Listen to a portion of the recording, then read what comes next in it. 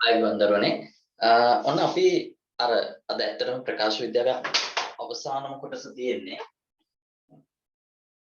ප්‍රකාශ විද්‍යාවේ අවසානම කොටස මේකේ ඕගොල්ලෝ අර ප්‍රකාශ විද්‍යාවට අදාළව කාචවල හා දර්පණවල ඉතාමත් හොඳයි රූප ඇඳලා ඉවලා තියුණා සහ ලඩුව ගොඩක් වෙලාට බෝඩ් එකේ එහෙම නැත්නම් මේ බිත්තිවල ගහලා මට ඉවලා තියුණා ලස්සනටම කරලා තියුණ වැඩේ හිතුවටත් වඩා හොඳට කරලා තියුණා ඒ මට ලැබිලා තියෙන ප්‍රමාණය නම් මදි සාපේක්ෂව තව කට්ටියට පුළුවන් ඒ දේ එවන්න ඒක කරන්න ඒක ගොඩාක් වැදගත් වෙවි ඕගොල්ලන්ට ඉස්සරහට ප්‍රශ්න කරනකොට මම අර තව දෙයක් තමයි ඕගොල්ලන්ගේ යාළුවෝ ඕගොල්ලන්ගේ ගොඩාක් අය ඉල්ලලා තියුණා එක් එක් පාඩම් වලට අදාළව පාස් පේපර්ස් වල ආපු මෑත කාලීන ප්‍රශ්න අතීතේ වනේ 1990 ගණන් 80 ගණන් වල ඒව කරන්න කලින් 2000 වල ඒකෙත් අගභාගී කරන්න කලින් මෙන්න මේ වර්තමාන කාලයේ මෑතකදී ආපු ප්‍රශ්න ඉල්ලලා තිබුණා. ඒ නිසා මම ඒකත් සූදානම් කරලා තියෙනවා.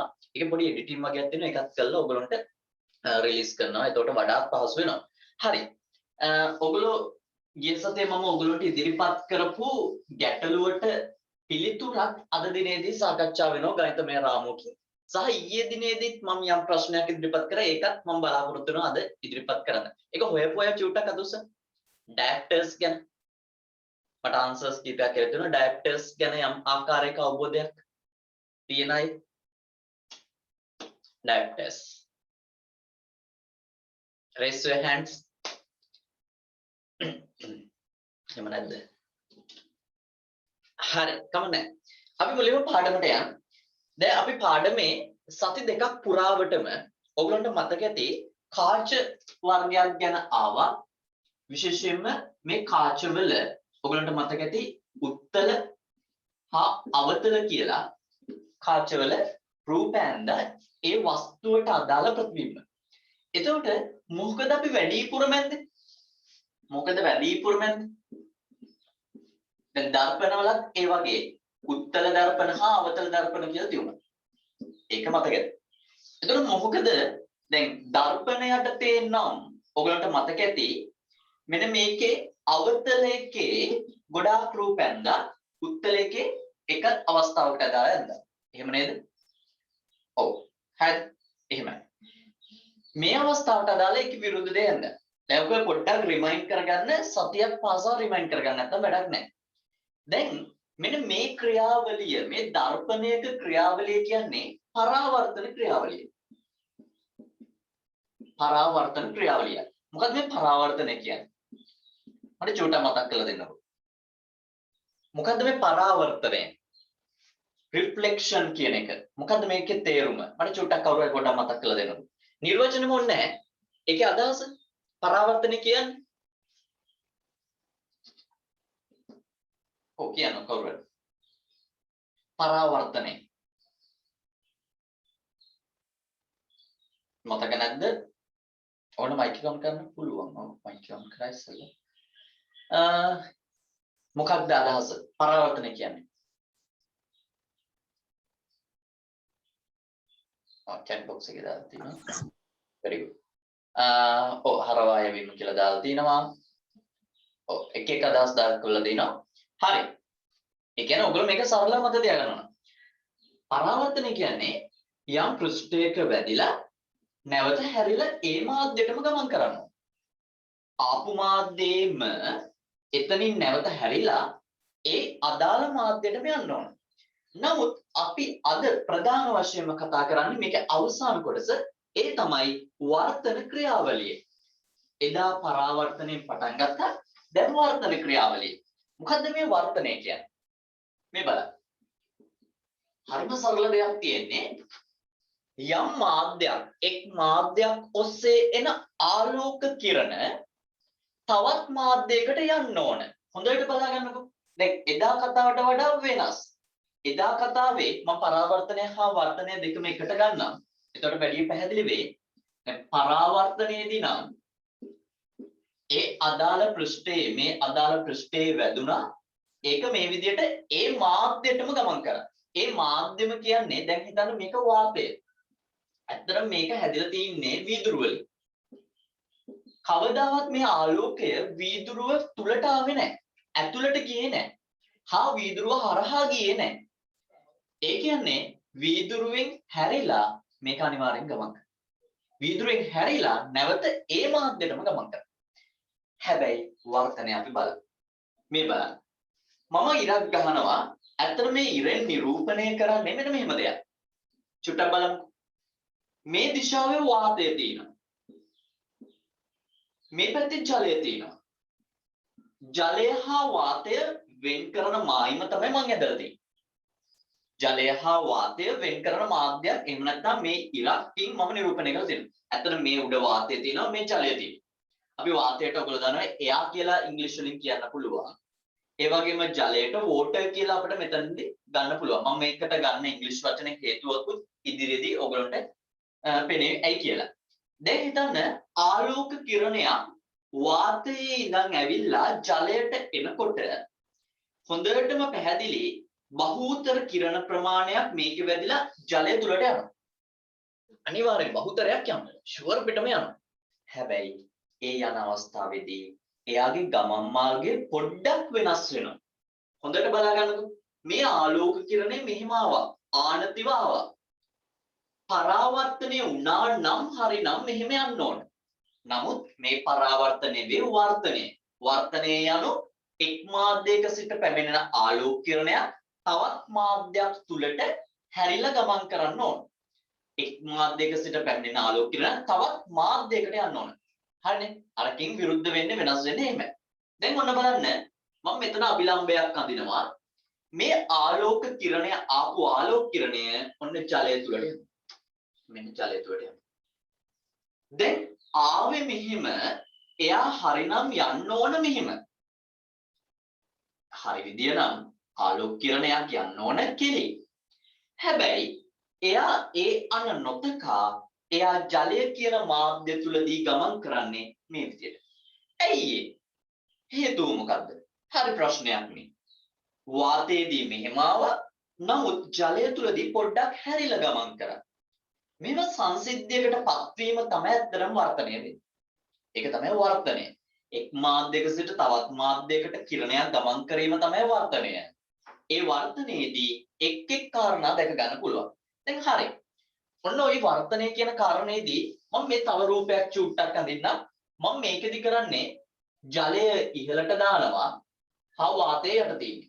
මම මනක් කල්පිතව මම හිතන ක්‍රමයක් නැත්නම් ඔයගොල්ලන්ට තේරෙනවා ජලය උඩ තියලා වාතය යටින් තියන හරි අමාරුයි. එහෙම තියන්න බෑ. මොකක්ම හරි එකක් තියන්න ඕන වීදුරුවක් හරි තියන්න ඕන. නමුත් මම හිතනවා ජලය උඩ වාතය යට කියලා. ඒ කියන්නේ වායුගෝලය මෙති. දැන් ඕකෙදි මාධ්‍යයක් ඔස්සේ ඔන්න එනවා ආලෝක කිරණය.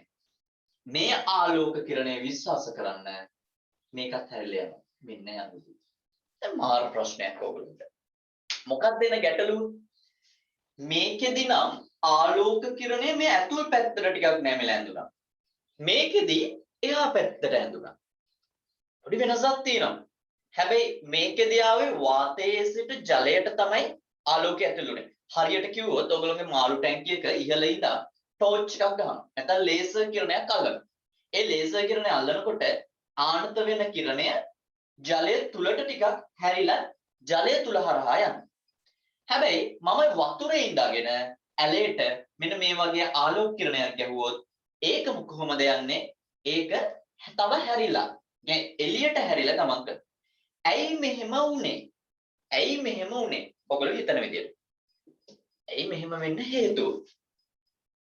මොකක් වෙන්නේ නැතිද? හිතුවොත් පොඩ්ඩක් චුට්ටක් ඔය ඇතුලේ තියෙන මොලේ තියෙන ඔය මස්තිෂ්කයෙන් හිතුවොත් මොකක් විය හැකිද? හේතුව මොකක් වෙන්නේ? හේතුව තමයි ආලෝකයේ ප්‍රවේගය. ආලෝකයේ ප්‍රවේගය. මම ඒක ඊළඟට පැහැදිලි කරන්න කලින් අපි චුට්ටක් ලියාගෙනමු නෝට් එකේ වර්තනයට අදාළ නිර්වචන සහ මේ වර්තනයේදී මේ කිරණ සටහන් වල නම් කිහිපයක් තියෙනවා. අන්නේ නම් කිහිපය මුලින්ම දැනගන්න ඕනේ. ඒ නිසා අපි මුලින්ම මාතෘකාව දාගමු වර්තනය. මාතෘකාව වර්තනය. නැත්නම් ආලෝක වර්තනය කිව්වත් කමක් නැහැ.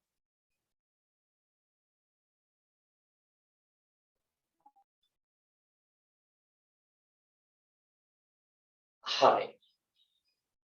ඒ යටතේ වෙනින් පාටකින් ලියමු. වෙනින් පාටකින්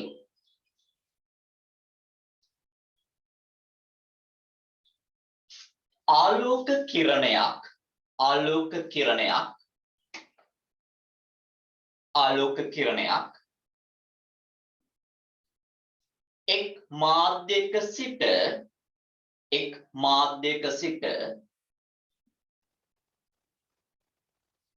එක් මාධ්‍යයක සිට තවත් මාධ්‍යයකට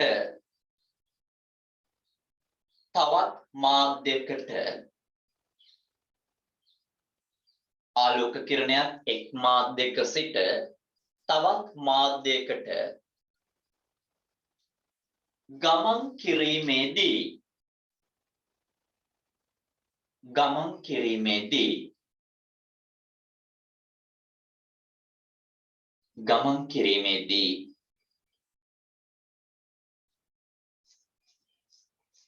එම ආලෝක කිරණය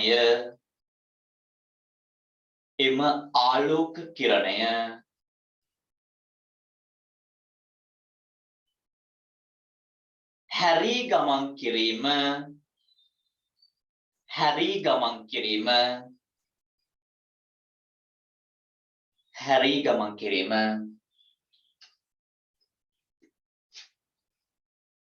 ආලෝක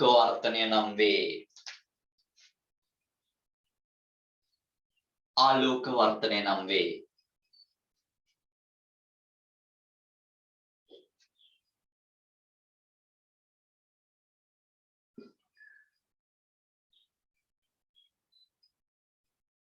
හරි අයිමත් කියනම් ආලෝක කිරණයක් එක් මාධ්‍යයක සිට තවත් මාධ්‍යයකට ගමන් කිරීමේදී එම ආලෝක කිරණය හැරී ගමන් කිරීම ආලෝක වර්තනය නම් වේ. හරි. ආලෝක වර්තනය නම් වේ.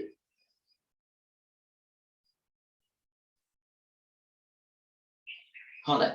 මම ඔන්න මෙතන පොඩ්ඩක් O කියලා අක්ෂරයක් දැම්මා. මෙතන A B කියලා දැම්මා. මම මේක මෙතනට M හා N කියලා මම අකුරු කිහිපයක් දානවා. දැන් මේ කිරණ වලට නම් කිහිපයක් තියෙනවා.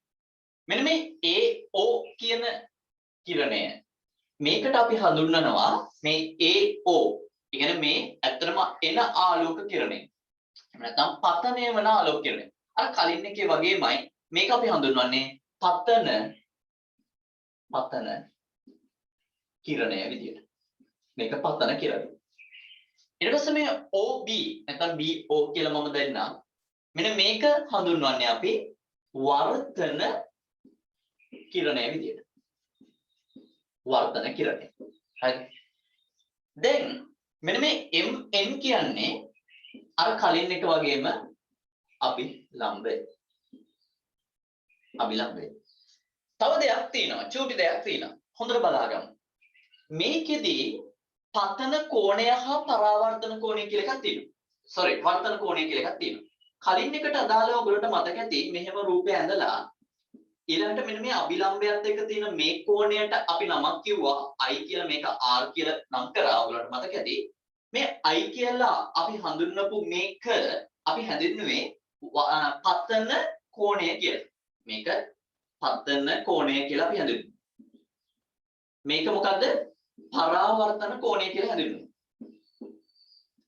ඔය වගේමයි හොඳට මතක තියාගන්න මේ පතන කිරණය මේ අභිලම්බයත් අතර තියෙන මේ කෝණය අපි හඳුන්වනවා අර කිව්වාගේ මම අක්ෂර වලින් ලියන්නම්. ඔයගොල්ලෝ දන්නවා AOM කියලා මේ කෝණය නම් කරේ. ඒ කෝණය මොකද්ද? පතන කෝණය කියලා අපි හඳුන්වනවා. පතන කෝණය කියලා අපි ඒක හඳුන්වනවා. ඒ වගේම මෙන්න මේ කෝණය NOB. හොඳට මතක තියාගන්න ඒකෙදිත් ගන්නෙ මේ වර්තන කෝණය, මේ වර්තන කිරණය මේ අභිලම්බයත් අතර තියෙන කෝණය. පටලවා ගන්න එපා මේක හා මේක. ඒකට අපි හඳුන්වනවා වර්තන කෝණය කියලා. වර්තන කෝණය කියලා. එතකොට මේව තමයි දැනගත යුතු කොටස්. හැබැයි පටලව ගන්න එපා මෙන්න මේ කෝණ නම්. හරිද? මේ කෝණය සෑම විටම සලකන්නේ ඒ අදාළ කිරණයත් අභිලම්බයත් අතර තියෙන කෝණය. ඒ අදාළ කිරණයත් අභිලම්බයත් අතර තියෙන කෝණය විතරමයි අපි සලකන්නේ. අන්න ඒ නිසා අපි මෙන්න මේ කෝණය පතන කෝණය පතනය වෙන නිසා මේක පතන කෝණය මේක වර්තනය වෙන පැත්ත තියෙන නිසා වර්තන කෝණය ලෙස හඳුන්වනවා. අර කලින් එක හා සමානවයි ඒ මේකෙදී අනිවාර්යයෙන්ම අභිලම්බයත් එක්ක තියෙන එක ගන්න. අර කලින් එකෙත් ඔයගොල්ලෝ නොදැනුවත්වම අභිලම්බයත් එක්ක තියෙන කෝණය ගත්තේ. නමුත් මේක පැටලෙවි ඒ නිසා තමයි මේ හරියටම දුන්නේ. ඒ නිසා චූටක් මේ රූප සටහන දාලා මෙන්න මේ කියපු නම් කිරීම හරියටම කරමු. මොනවා හරි ගැටලුවක් තියෙනවා නම් චූටක් අහන්න. මේ විදිහට තමයි අපි නම් කරන්නේ.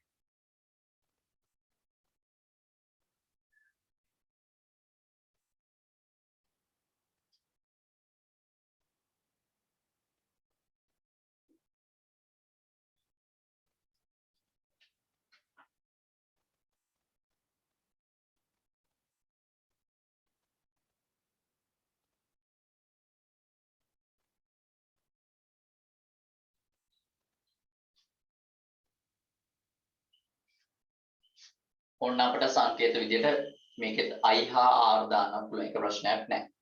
කෝණය i එක r කියලා දාන්න පුළුවන්. ගැටලුවක් නැහැ.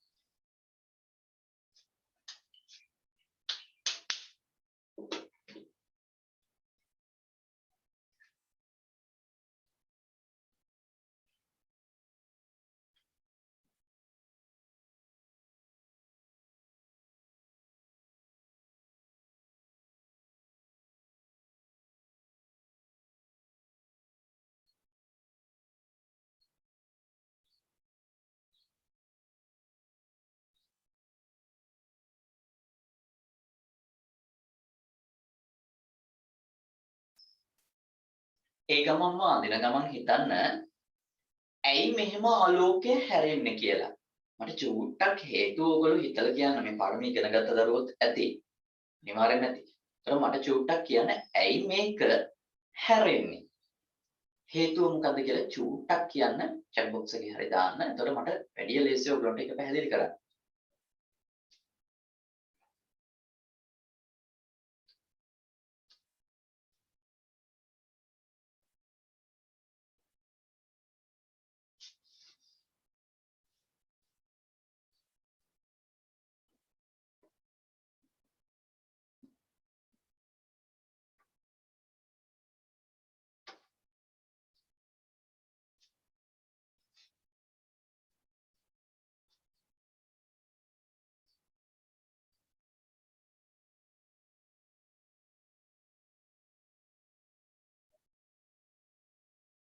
අංශු සැකස්ම වෙනස් නිසා කියලා ආන්සර් එකක් ඇවිල්ලා තිනවා.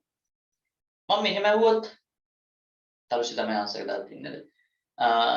මාධ්‍යයේ ඝනත්වය වෙනස් නිසා කිව්වොත් මම හරිද? මාධ්‍යයේ ඝනත්වය වෙනස් නිසා කිව්වොත් මම හරිද? මාධ්‍යයේ ඝනත්වය වෙනස් නිසා කිව්වොත් මම හරිද?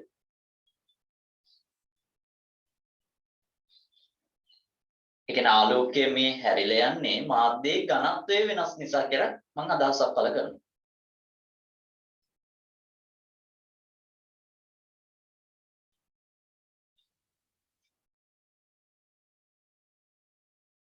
හරි කියලා ආන්සර් එකක් ඉල්ල තියෙනවා. හරි මම පැහැදිලි කරන්නම්. මෙන්න මේකයි. මේක රූපය ඇදලා ඉවරයි. දැන් ආලෝකය හැරිලා යනවා. හරි. හරියටම ගත්තොත් මම මෙන්න මේ කතාව හරියටම කියලා ඉන්නම්. ඒ කියන්නේ අපේ මාධ්‍ය විශේෂයෙන්ම මාධ්‍ය තුනක් අපි භාවිතා කරනවා ආලෝකය ගමන් කරන අපට ප්‍රායෝගික මාධ්‍ය තුන තමයි එකක් වාතය හරහා ආලෝකය යනවා. ඒක සාමාන්‍ය දෙයක්. දෙවෙනියට යන්නේ ජලය හරහා ආලෝකය යනවා. තුන්වෙනි එක වීදුරු හරහා ආලෝකය යනවා. මේ අවස්ථා තුනනේ. එතකොට මේ අපි කතා කරන වර්තනයේදී වෙන්න ඕන එක මාධ්‍යකින් තව මාධ්‍යයකට ආලෝකය හැරෙන්න ඕන.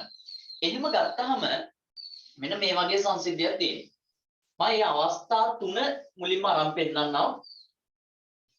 මේකේ තියෙන්න පුළුවන් අවස්ථා තුන. මම මෙහෙම ගන්නම්.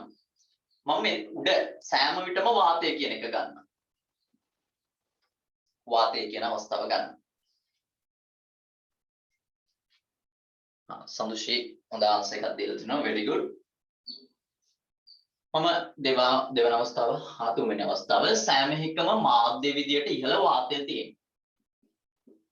මට දෙකයි ඕන වෙන්නේ. ඊළඟ එක මම වෙනස් කරන්න. වාතය නැතුව එකක් දාන්න.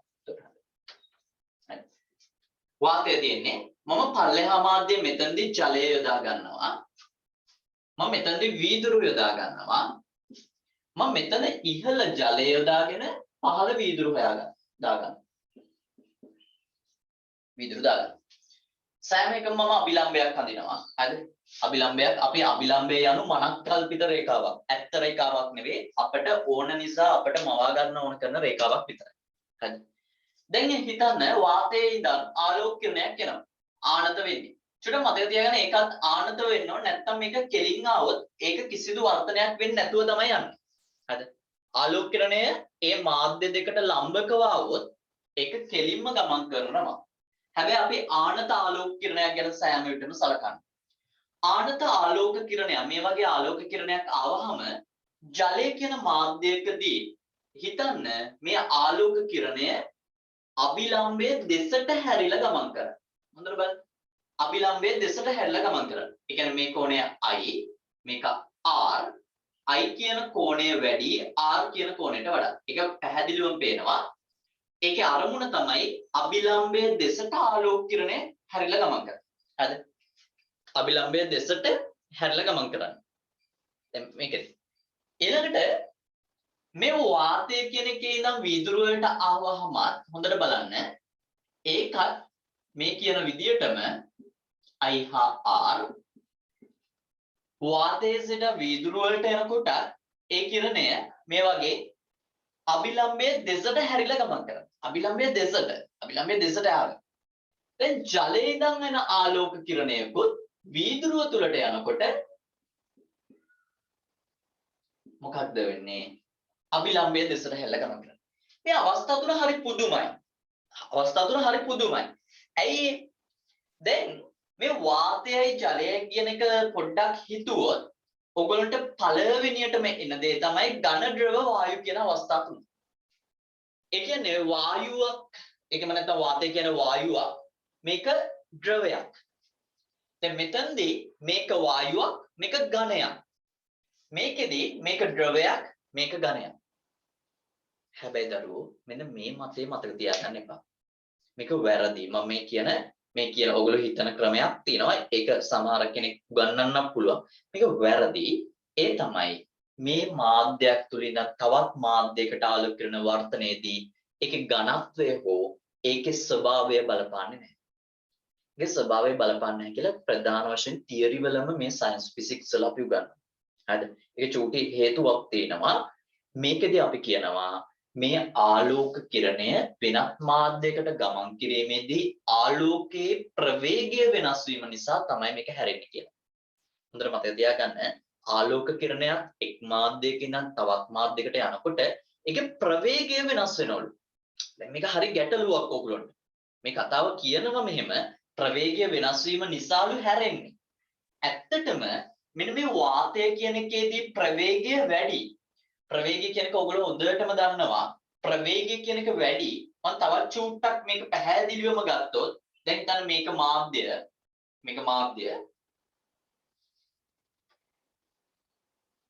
මේ මාධ්‍ය ආලෝක කිරණයක් කියන්නේ ඇත්තටම තරංගයක්. තව විදිහකට අඳුත් විද්‍යුත් චුම්බක තරංගයක්. මෙහෙම තරංගයක්නේ. මම මේ තරංගය පැටලෙන නිසා එක රූපාත්මකව දක්වන්න. මේ තමයි තරංගය. මෙන්න ආලෝක කිරණය. මේ ආලෝක කිරණය යම් මාධ්‍යයක් ඔස්සේ ගමන් කරනකොට ඔයගොල්ලන්ට හොඳට මතක ඇති මෙයා විතරක් නෙවෙයි. ඔයගොල්ලන්ට තරංගයට දෙක කතා කරනකොට ජලය ඒ කියන්නේ එක් මාධ්‍යවලදී ධ්වනි වේගය කියන එක වාතයට වඩා ජලයේ වැඩි, ජලයට වඩා වීදුරු එහෙම නැත්නම් ඝන අවස්ථාවේදී ලෝහ අවස්ථාවේදී වැඩි කිව්වා. නමුත් ආලෝකය ගත්තොත් ආලෝකයේ වේගය වැඩිම වෙන්නේ රික්තකයකදී හෝ වාතයේ. හේතුව තමයි ආලෝකය හා එහෙම නැත්නම් මේ ආලෝකය කියන වර්ගය අයත් වන්නේ විද්‍යුත් චුම්බක තරංග වලට. විද්‍යුත් චුම්බක තරංග වලට. ඒ නිසා විද්‍යුත් චුම්බක තරංග ආලෝකය එහෙම නැත්නම් මේ ආලෝකයේ හේවත් විද්‍යුත් චුම්බක තරංග වාතය හා රික්තකයේ තුලදී 3 වැඩි කිරීම 10 8යි ms ඍණයක ප්‍රවේගයෙන් යනවා. හරිය වේගෙන් යනවා. දැන් මෙයා මේ වාතයේ ඉඳන් අපි හිතමු ජලය කියන මාධ්‍යයකට ඇතුල් වෙනකොට මේක වේගය අඩු වෙනවා. ඒ කියන්නේ මේ ජලය තුලදී ආලෝකයේ ප්‍රවේගය නැත්නම් වේගය අඩුයි. එහෙම අඩු වුණාම මෙයා මොකක්ද වෙන්න බලන්නේ? කියන්නේ මෙහෙම ආපු ආලෝක කිරණය මෙන්න මේ විදියට යනවා. මෙහෙම ආපු ආලෝක කිරණය යනවා. ඒතර ප්‍රවේගය අඩු වෙන්න ඒ මාධ්‍යයේදී ඒක අභිලම්බයේ දෙසට හැරිලා ගමන් කරනවා කියලා තමයි අපි ෆිසික්ස් වලදී තියරියක් විදියට කියන්නේ. තියරියක් විදියට හරියටම කියන්නේ ඒක. එහෙනම් මේ ආලෝක කිරණය හැරිලා ගමන් කරන්නේ කොහොමද?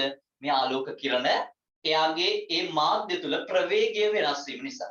ප්‍රවේගය අඩු වෙන්න එයා මේ ඇතුළට නැමෙන ප්‍රමාණය වැඩි. හරිද? එතකොට හොඳට මතක තියාගන්න ගොඩාක් ප්‍රවේගය අඩු ආලෝකයේ ගමන් කිරීමේ ප්‍රවේගය අඩුම දියමන්ති වල. හරි. මම ඒකට ඊළඟට රීසන් එක හේතු වෙන්නම්. ඊට කලින් චුට්ටක් හිතන්න. දැන් හැම එකෙදිම වාතයත් එක්ක ජලයට ආවා. වාතයෙන් ඉඳන් මේක වීදුරට ආවා. ජලයෙන් ඉඳන් වීදුරට ආවා. නමුත් මෙතනදී පොඩි ඔයගලන්ට වෙන ප්‍රශ්නයක් තමයි මේකේ බලන් ගියාම වෙලා තින්නේ ඝන දෙයක එහෙම නැත්නම් ද්‍රව දෙයක ඉඳන් හෝ එහෙම නැත්නම් ටිකක් වායුවක ඉඳන් ද්‍රව දෙයකට වායුවක ඉඳන් ඝන දෙයකට නැත්නම් ද්‍රවයක ඉඳන් ඝන දෙයකට ඇතුල් වෙලා තිනවා. එහෙනම් ඔයගලන්ට මේකේ ඝන ද්‍රව වායු අවස්ථාවක් කියලා හිතේවි. නමුත් එහෙම හිතන්න එපා. ඒක වැරදි. හැබැයි ඔයගලන්ට මේ ඔයගොල්ලෝ ඉගෙන ගන්න වාතය ජලය හා වීදුරු විතරයිනේ. ඔතනට අදාළව ඔයගොල්ලෝ ඔය කියන සාධකයේ තර්කය හරි. ඔය කියන සාධකයේ හරි. නමුත් ඒ කාරණේ ඇත්තම කිව්වොත් වැරදි. හරිද? ඒ නිසා හොඳට මතක තියාගන්න මේකෙදී අපි ඇත්තටම බලන්නේ නිකන් හොඳට මතක තියාගන්න ඔළුවේ ආලෝක කිරණය එම මාධ්‍යයේදී ප්‍රවේගය වෙනස් වීම නිසා තමයි ඒකේ ගමන් මාර්ගය වෙනස් කරගන්නේ. නමුත් ඔයගොල්ලන්ට මේක හරි අමාරුයි පාඩම් කරන්න. ඒ නිසා ඔයගොල්ලෝ දැනට මතක තියාගන්න ටිකක් අර ඝන නැති දෙයක එහෙම නැත්නම් වායුවක වගේ ඉඳන් ඝන දෙයක් ඇතුළට එනකොට ඒ ඝන දේ ඝන නිසා ඒක පොඩ්ඩක් ඒ අභිලම්බය දෙසට හැරෙනවා කියලා හිත යටින් පාඩම් කරන්න ඕන නිසා මතක තියාගන්න. හරිද? හිත යටින් මතක තියාගන්න නැත්නම් ඒක ඇත්තක් නෙවෙයි බොරුවක්. ඒක පට්ට ෆිසික්ස් වලට අනුව පට්ට බොරුවක්. හැබැයි කරන්න දෙයක් නැහැ. අපිට පොඩ්ඩක් මතක තියාගන්න එපා. මේ හැම එකකින්ම මෙහෙම වෙනවා. අන්න මේ විදිහට අපි එක් මාධ්‍යයකින් ඉඳන් තව මාධ්‍යයකට යනකොට මේ වචන දෙකක් භාවිතා කරනවා. මම ඒක පොඩ්ඩක් පැහැදිලි කරනවා. මම මේක මකන්නම් දැන්. මට පොඩ්ඩක් පැහැදිලි කරන්න විතරයි මේක අවශ්‍ය වුනේ. මෙන්න මේකේ වචන දෙකක් තියෙනවා.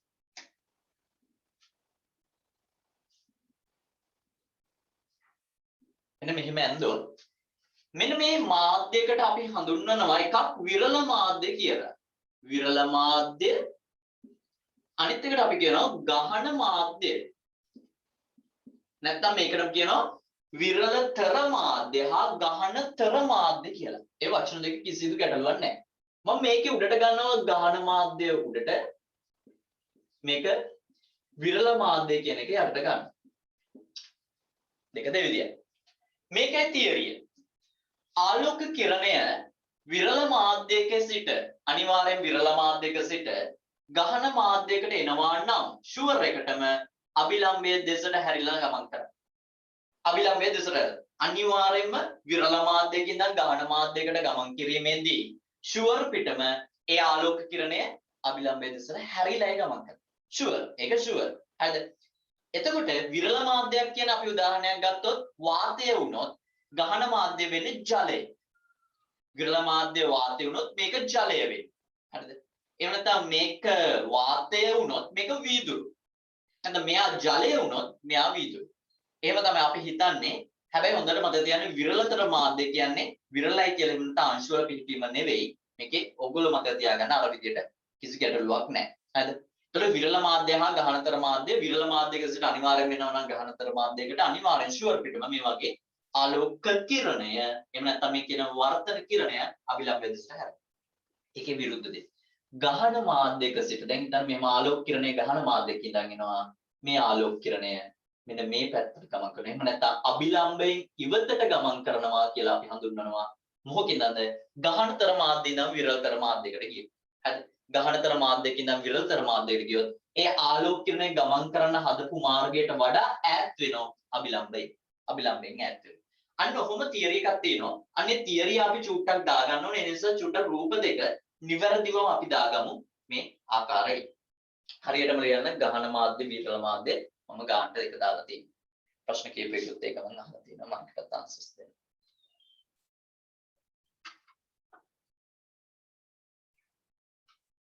මේ කොටස මහා ලොකුවටම ඒ කියන්නේ එන ගැඹුරු විදියට මේ මට්ටමේදී මත තියාගන්න අවශ්‍ය නැහැ. හරිද?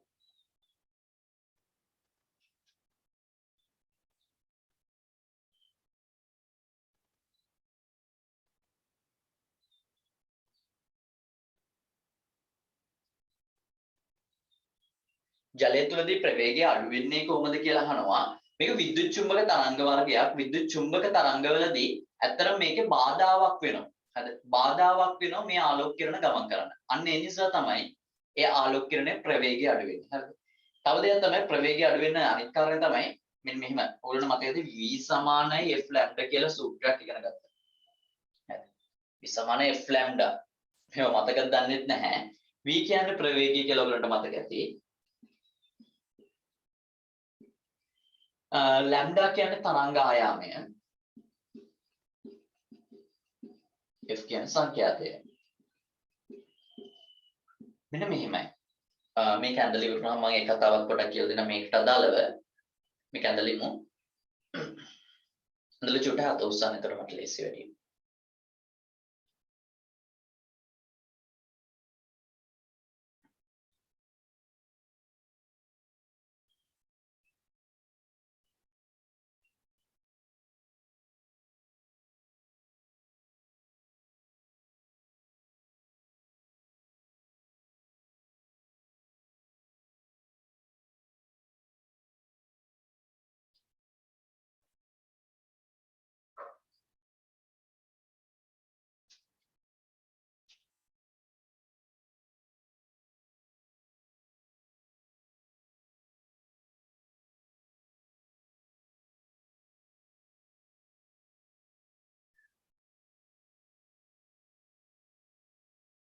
හරි ඉවරයි නෝ. මෙන්න මෙහෙම හේතුවක් තියෙනවා. මේ සූත්‍ර තේරුම ආලෝකයේ හෝ විද්‍යුත් චුම්බක තරංගවල ප්‍රවේගය හොයන සූත්‍රය. V සමාන F ලැම්ඩා කියලා තරංග පාඩමේ තරංග හා වායය පාඩමේ තියෙනවා. මෙතන 10 වසර දරුවෙක් කියනවා. එයාලා කපාටම අඳුම් කුඳු වෙනවා මේක මම පොඩ්ඩක් කිව්වේ. මේ සූත්‍රයට අනුව තරංගයක් යම් මාධ්‍යයක යනවා නම් තරංගයක් ගමන් කරනවා. තරංගයක් කියන්නේ මේ ආකාරයේ හැඩය. මේක ගමන් කරනකොට මේ තරංගයේ සංඛ්‍යාතය ඒ මාධ්‍ය තුලදී වෙනස් වෙන්නේ නැහැ. එයා තව මාධ්‍යයකට ගියත් වෙනස් වෙන්නේ නැහැ. මම මෙහෙම උදාහරණයක් කියන්නම්කෝ. විද්‍යුත් චුම්බක තරංග වර්ගයන්ගේ දෘශ්‍යාලෝකය. දෘශ්‍යාලෝකය කියන්නේ අපි මේ කතා කරන ආලෝකය. මේ ආලෝකයේ මේ පැත්තේ ඉන්නවා IR කිරණ මේ පැත්තේ ඉන්නවා UV කිරණ. ඒක ඔයගොල්ලෝ දන්නවා. IR කිරණ හා UV කිරණ කියලා දෙන්නේ කිව්වා. දැන් හිතන්න ඔයගොල්ලෝ මාළු ටැංකියකට හෝ වෙනත් මාධ්‍යයකට වාතයේ ඉඳන් ටෝච් එක ඇල්ලුවොත් ටෝච් එකක් කියන්නේ ආලෝක කිරණයක්. ආලෝක කිරණයක් ඇල්ලුවොත් වතුර හරහා IR කිරණයයිද? එහෙම යන්නේ නැහැ. වතුර හරහා UV කිරණයයිද? එහෙම යන්නේ නැහැ. මම ඇයි එහෙම කිව්වේ? මෙන්න මේ ශ්‍රේණිය නම් කළ තියෙන වෙනස් කරලා තියෙන්නේ මොකක් අනුවද? සංඛ්‍යාතය අනුව. සංඛ්‍යාතය අනුව එහාට යන්න වැඩි තරංග ආයාමය අනුව එහාට යන්න අඩුයි කියලා අපි මේක ප්‍රකාශයක් කරනවා. හරිද? ආයිර වටේ දෙදුන හැදිච්ච එකත් අහනවා. හරි මම ඒකත් කියලා දෙන්නම්. හරිද? මෙන්න මේකෙදී දෘශ්‍ය ආලෝකයේ මේ තියෙන්නේ දෘශ්‍ය ආලෝකයේ එහාට යන්න සංඛ්‍යාතය වැඩි වෙනවා හා තරංග ආයාමය අඩු වෙනවා. මේ කතාවනේ. දැන් හැබැයි දෘශ්‍ය ආලෝකයේ යනකොට දෘශ්‍ය ආලෝකයේ කලාපයේ මාධ්‍යයක යනකොට දැන් අපි හිතමු මේ දෘශ්‍ය ආලෝකයේ වාතයේ ඉඳන් ජලයට ඇතුල් වෙනවා. හරියට අහගන්න පුළුවට. ජලයට ඇතුල් වෙනවා. ජලයට ඇතුල් වුණාම ඒ මාධ්‍යයේ සංඛ්‍යාතය වෙනස් වෙනවා යනු එයා මොකද්ද? වෙන කිරණ වර්ගයක් බවට පත් වෙනවා. හැබැයි සංඛ්‍යාතයේ මාධ්‍යයකදී වෙනස් වෙන්නේ නැහැ. සංඛ්‍යාතය නියතව තබා ගන්න. මෙයා නියතව තබා ගන්න. එයා තරංගායාමය වෙනස් කරගන්න.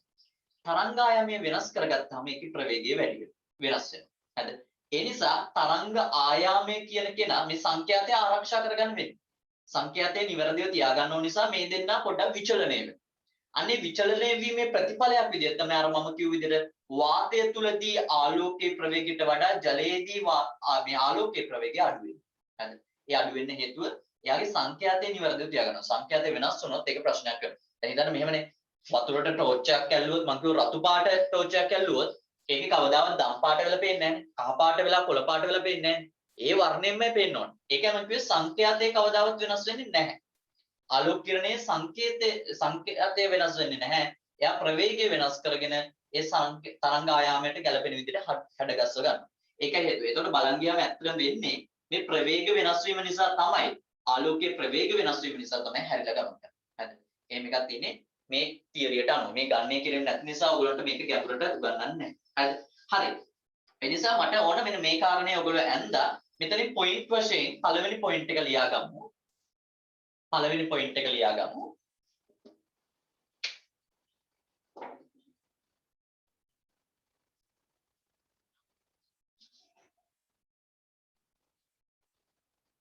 පළවෙනි පොයින්ට් එක විරලතර මාධ්‍යක සිට විරලතර මාධ්‍යක සිට විරලතර හරි විරලතර මාධ්‍යක සිට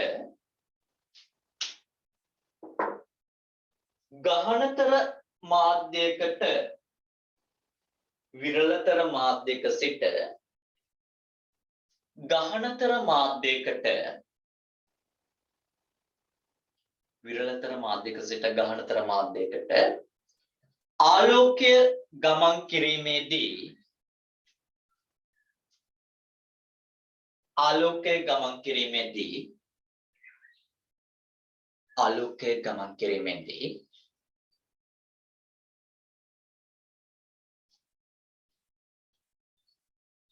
ආලෝකය ගමන් කිරීමේදී ගහනතර මාධ්‍යයේදී අභිලම්බය දෙසට ගහනතර මාධ්‍යයේදී අභිලම්බය දෙසට හැරි ආලෝක කිරණය ගමන් කරයි. හැරි ආලෝක කිරණය ගමන් කරයි. අභිලම්බය දෙසට හැරි ආලෝක කිරණය ගමන් කරයි.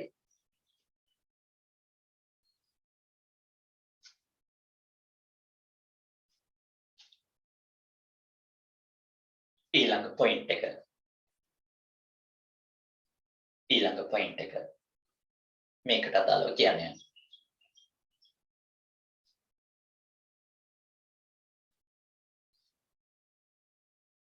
ගහනතර මාධ්‍යක සිට ගහනතර මාධ්‍යක සිට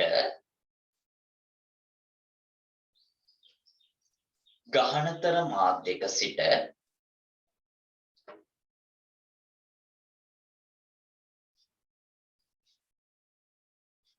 විරලතර මාධ්‍යකට විරලතර මාධ්‍යකට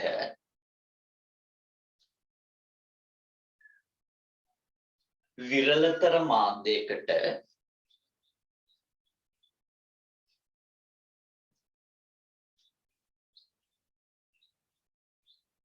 ආලෝක කිරණයක් ගමන් කිරීමේදී ආලෝක කිරණයක් ගමන් කිරීමේදී ආලෝක කිරණයක් ගමන් කිරීමේදී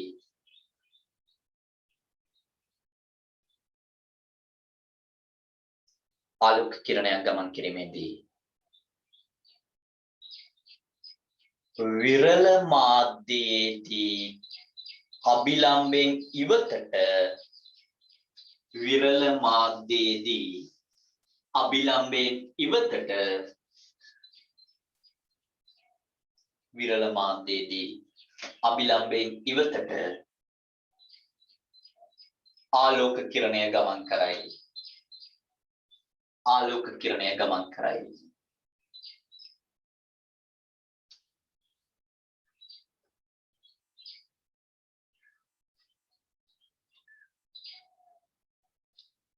හොඳයි.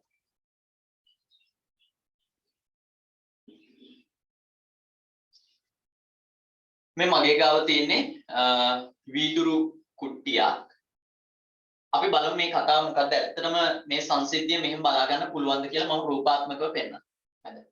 මේ වීදුරු. ඒක තමයි වීදුරු කුට්ටිය. එහෙනම් මේ වටේ තියෙන වාතය හරිද? මේක මේ පැත්ත වාතය සහ මේ දිශාව වාතය. හරිද?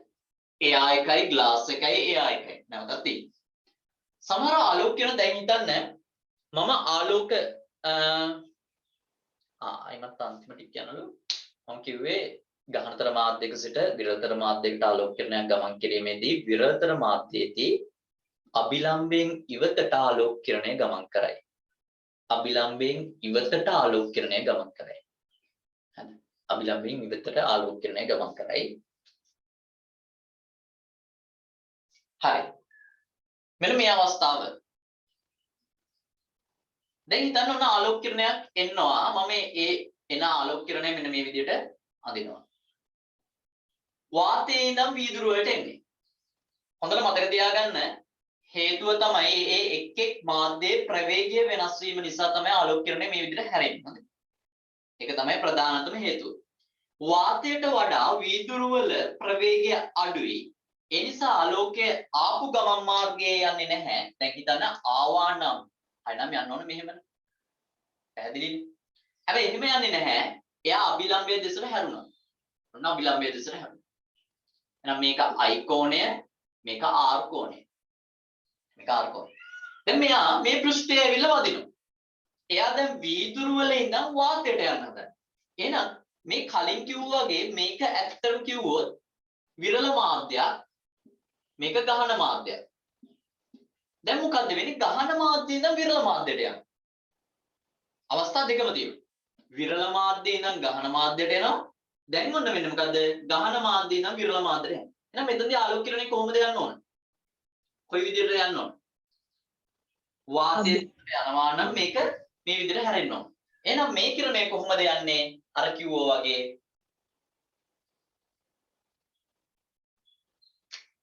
කළු පෑනෙන් අඳින්නම්. මෙන්න මේ විදිහට ගමන් කරනවා. හරි. මේ විදිහට ගමන් කරනවා. චූට්ටක් පල්ලෙහාට අඳින්නම්. මෙන්න මෙහෙම. එතකොට මේ කෝණය E කියලා මම හඳුන්වනවා. මම මේ කියනවා ඇයි කියලා. මට චූට්ටක් පොඩ්ඩක් ඕගොල්ලෝ කියන්න. ඕගොල්ලෝ මැක්ස් වල ජීනියස්ලා මැක්ස් අයිම සුපිරියර්ම දන්න අය. ඒ නිසා මට චූට්ටක් කියන්න. මෙන්න මේ කෝණය අගය කීයද? එහෙනම් මේක 30ක් වුණොත් මේක කීයක් වෙනවද? මේක 30ක් වුණොත් මේක කීයක් වෙනවද? දැන් නම් දාලා තියෙන්නේ R කියලා සංකේතය. මේක කීයක් වෙයිද?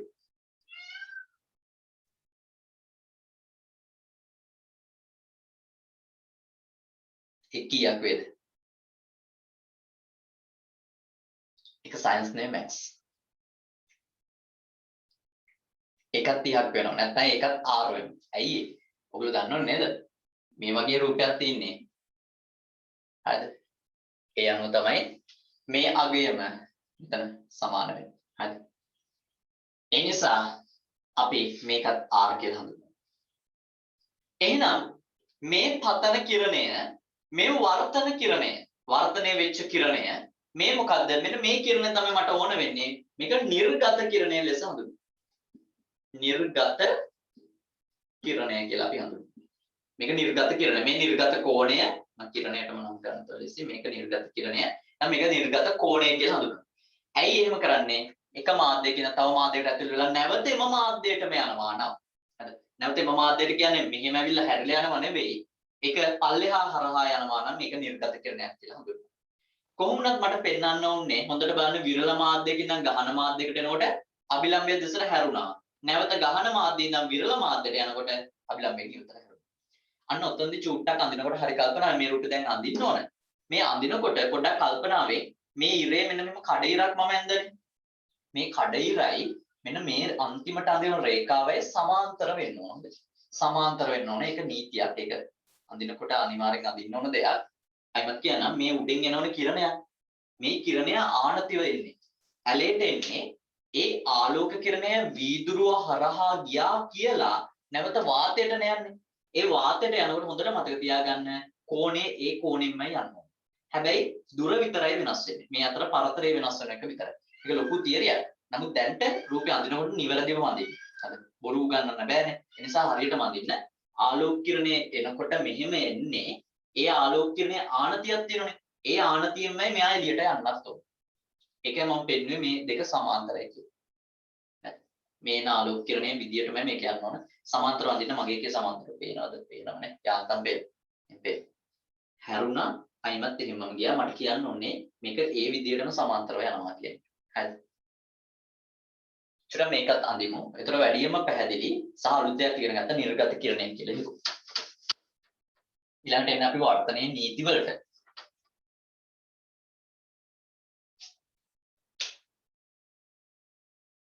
පිට ප්‍රශ්නයක් ආවා මම මේක දැක්කේ නෑ. ඔයගොල්ලෝ එතකම් මේක අඳිමු.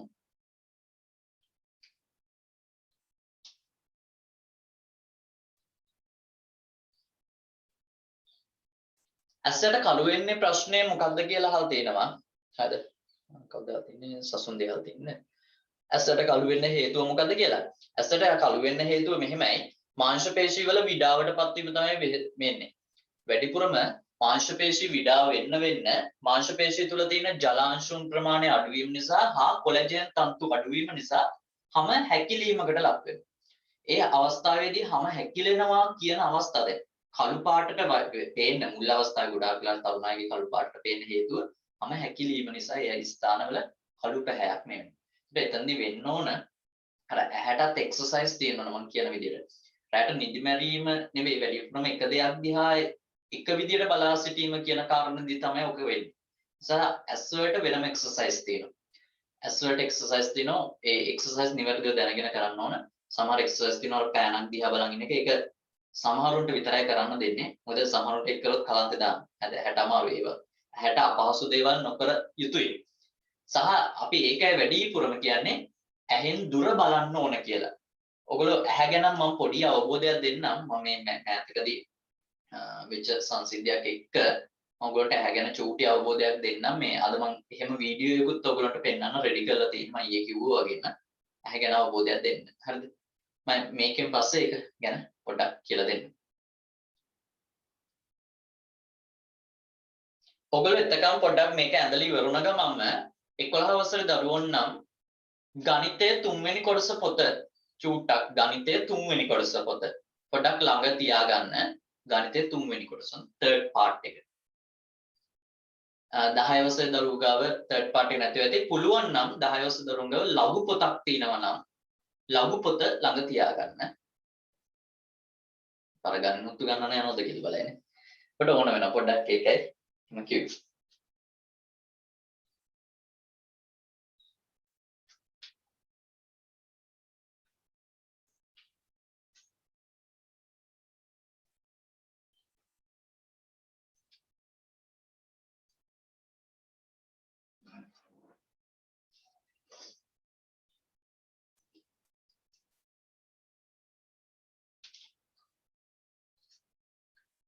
හොඳයි. මම ඇහි සංසිද්ධිය පොඩ්ඩක් විස්තර කරලා ඉන්නම්. හරි. ඇහි සංසිද්ධිය පොඩ්ඩක් විස්තර කරලා ඉන්නම් මෙතනදී. මම ඊළඟට අන්තිමට අද දවසේ අන්තිමට අර කිව්වා වගේ වීඩියෝ එක පොඩ්ඩක් පෙන්නන්න හැගෙන තව චූටි දේවල් කීපයක් ගන්නවා. ඔයගොල්ලන්ට මේ ආලෝකයේ යටතේ තමයි හරිනම් ඇස ගැන කතා කරන් තියෙන්නේ. හරි. ෆිසික්ස් වල ඇහැ තියෙනවා. බයෝ වල අපි ඇත්තටම ඇහැ කියලා කොටසක් ගැන ඉගෙන ගන්නවා. ඇහි කොටස් ගැන. නමුත් ෆිසික්ස් වලදී වෙන්නේ ඒකේ තියෙන යාන්ත්‍රණය ගැන ඇහි යාන්ත්‍රණය ගැන අපිට ඉගෙන ගන්න තියෙනවා. මම ඒක පොඩ්ඩක් මෙහෙම පැහැදිලි කරන්නම්.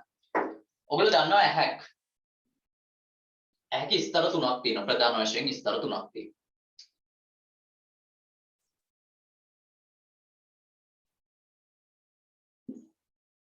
හරි. මේ ස්තර තුනෙන් ඉදිරියේ මේ විදිහට ඇහැ පිහිටනවා. ඒ වගේම ඇහි ඉහළ සහ පහළ ඒ වගේම මේ පැත්තේ අපට පේන්නේ නැහැ අඳින්න බැරි නිසා ද්විමාන රූපයන් නිසා මාංශ පේශීන් පිහිටනවා. මසල්ස් පිහිටනවා.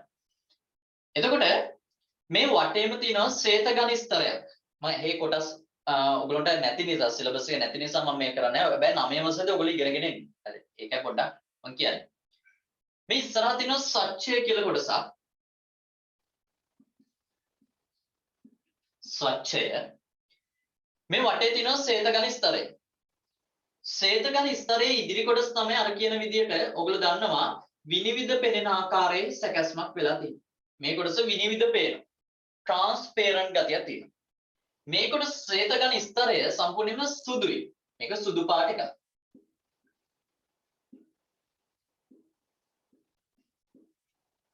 එතකොට මේක හොඳටම බලා ගන්න පුළුවන් ඔයගොල්ලෝගේ ඇහි ඔයි සුදු පාට කලාපයක් තියෙන්නේ. ඒ සුදු පාට කලාපය තමයි මේ ශ්වේත ඝන ස්තරය. ඉස්සරහට වෙනකන් එනවා. ඉතුරු පොඩි කෑල්ලක් ඒකේ ඒ කියන්නේ ඇහි බෝලය කියන කොටස මේ කොටසේ ඉදිරි කොටස සත්‍ය විනිවිද පේන කොටසක් තියෙනවා. මට ඒක නෙවෙයි ඕන. ඊට පස්සේ මෙතන තියෙනවා ඔයගොල්ලෝගේ මොකද්ද මේ විශේෂ මේ එකක්. මොකද්ද මේකට කියන්නේ තාරා මණ්ඩලය කියලා එකක් කියන්නේ. තාරා මණ්ඩලය. ඊට පස්සේ මෙතන ප්‍රතියෝජක පේශි කිහිපයක් පිහිටනවා. මේ වගේ ප්‍රතියෝජක පේශි. ඒ ප්‍රතියෝජක පේශි වල තමයි කාචය පිහිටන්නේ. ඇහි කාචය පිහිටන්නේ. අපි ඔකට කියනවා අක්ෂි කාචය කියලා. මම මේක තමයි ෆිසික්ස් වලට ඕනද අක්ෂි කාචය. මෙන්න මේකයි.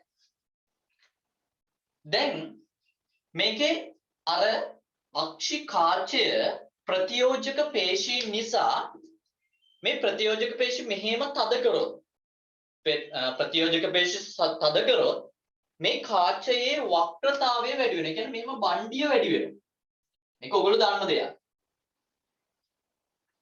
මොකද්ද වෙන්නේ?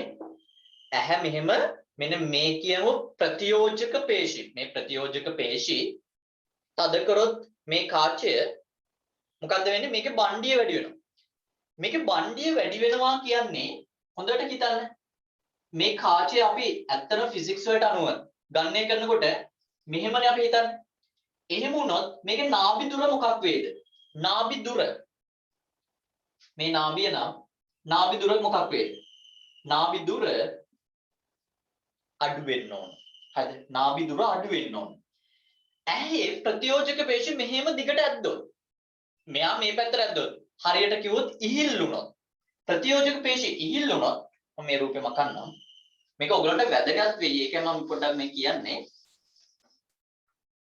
ප්‍රතියෝජක පේශි ඉහිල් වුණොත් මම විශාල කරලා දෙන්නේ. කාචය මෙහෙම තියෙනවා. එතකොට මේකේ වෘත්තය ඇන්දොත් මහා රයක් තියෙන එකක් නේද? මේකේ වෘත්තයක් ඇන්දොත් මහා රයක් තියෙන එකක්. මේ පැත්තට ඇන්දොත් මහා රයක් තියෙන. අපිට බෝඩ් එකේ අඳින්න බැරි තරම්. එහෙම නේද? ඒකේ තේරුම තමයි නාභි දුර විශාල වෙනවා. නාභි දුර විශාල වෙනවා. හරිද? චුට්ටක් හිතන්නේ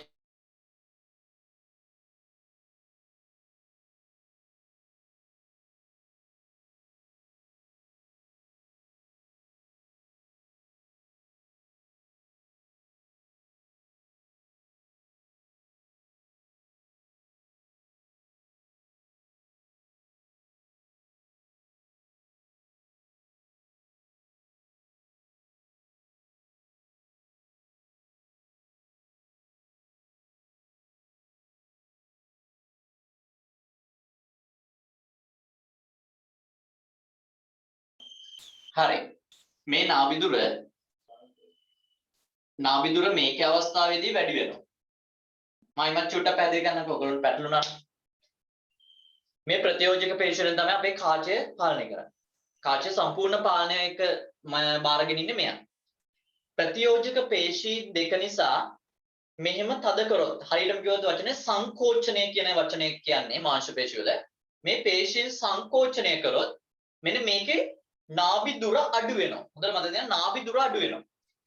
ඒ ප්‍රතියෝජක පේශි ඉහළට ඇද්දොත් නාභි දුර වැඩි වෙනවා.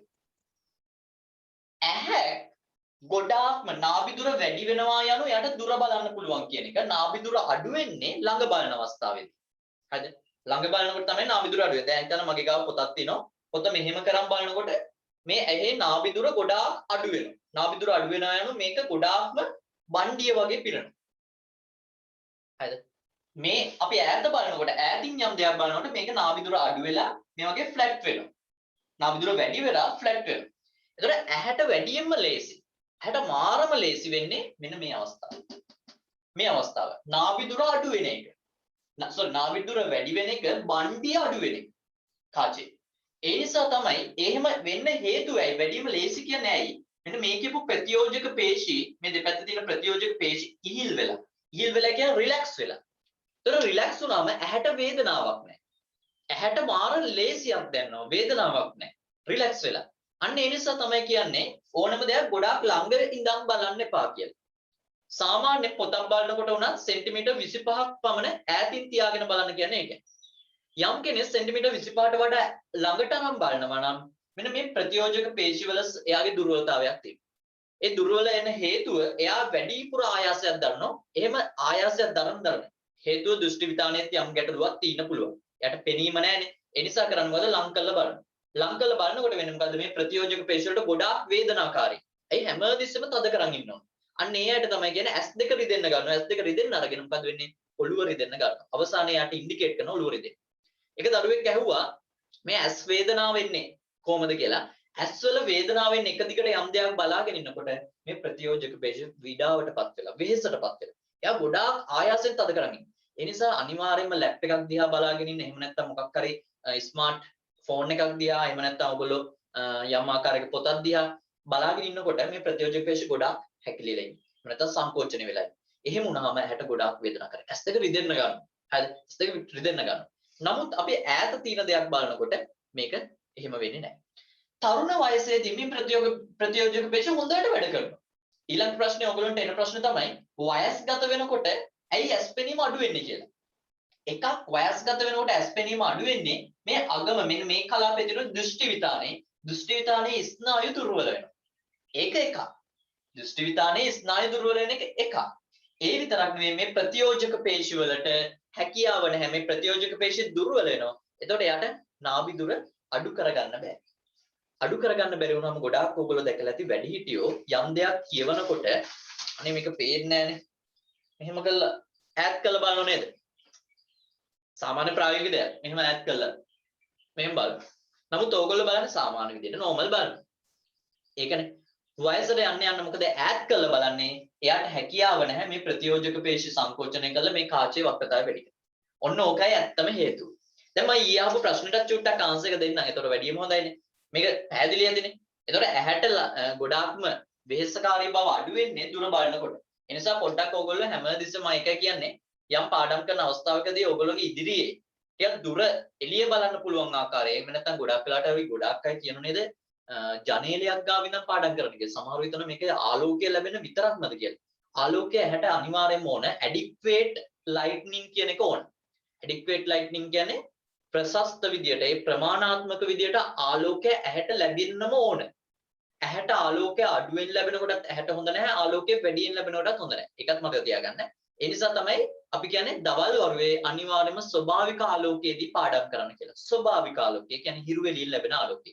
ඒකයි ජනේලි ගාව තියාගන්න කියන්නේ. සහ අනිත් හේතුව තමයි අනිත් රීසන් එක තමයි අපි ජනේලි ගාවින් බලන්ගෙන ඉන්නකොට අපිට ඈත බලන්න පුළුවන් එළිය බලන් ඉන්නකොට ඇහි මෙන්න මේ ප්‍රතියෝජක පේශි ඉහිල් වෙලා හැට සහනයක් දෙන්න රිලැක්ස් එකක් දෙන්න. ඒ නිසා ඒකත් අනුගමනය කරන්න ඒක වඩාත්ම හොඳ දෙයක්.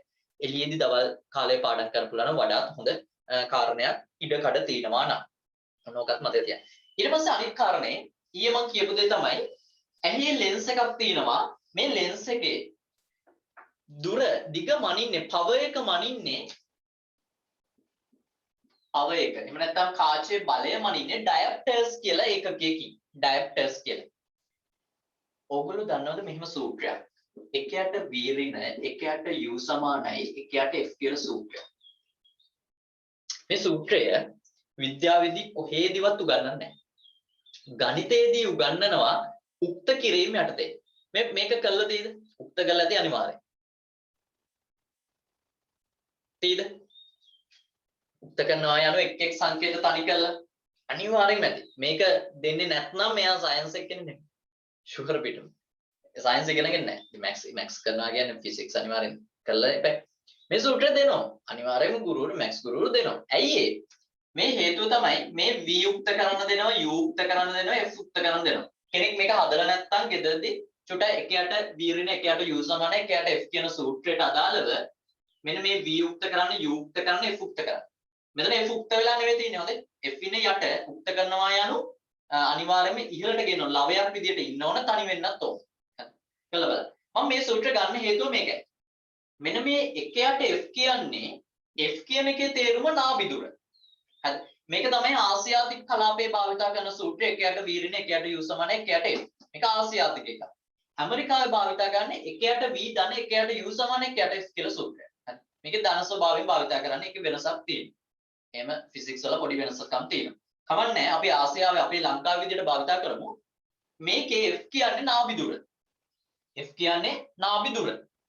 එතකොට මේ නාභිදුර මෙතන තියෙන එකයට f නේ.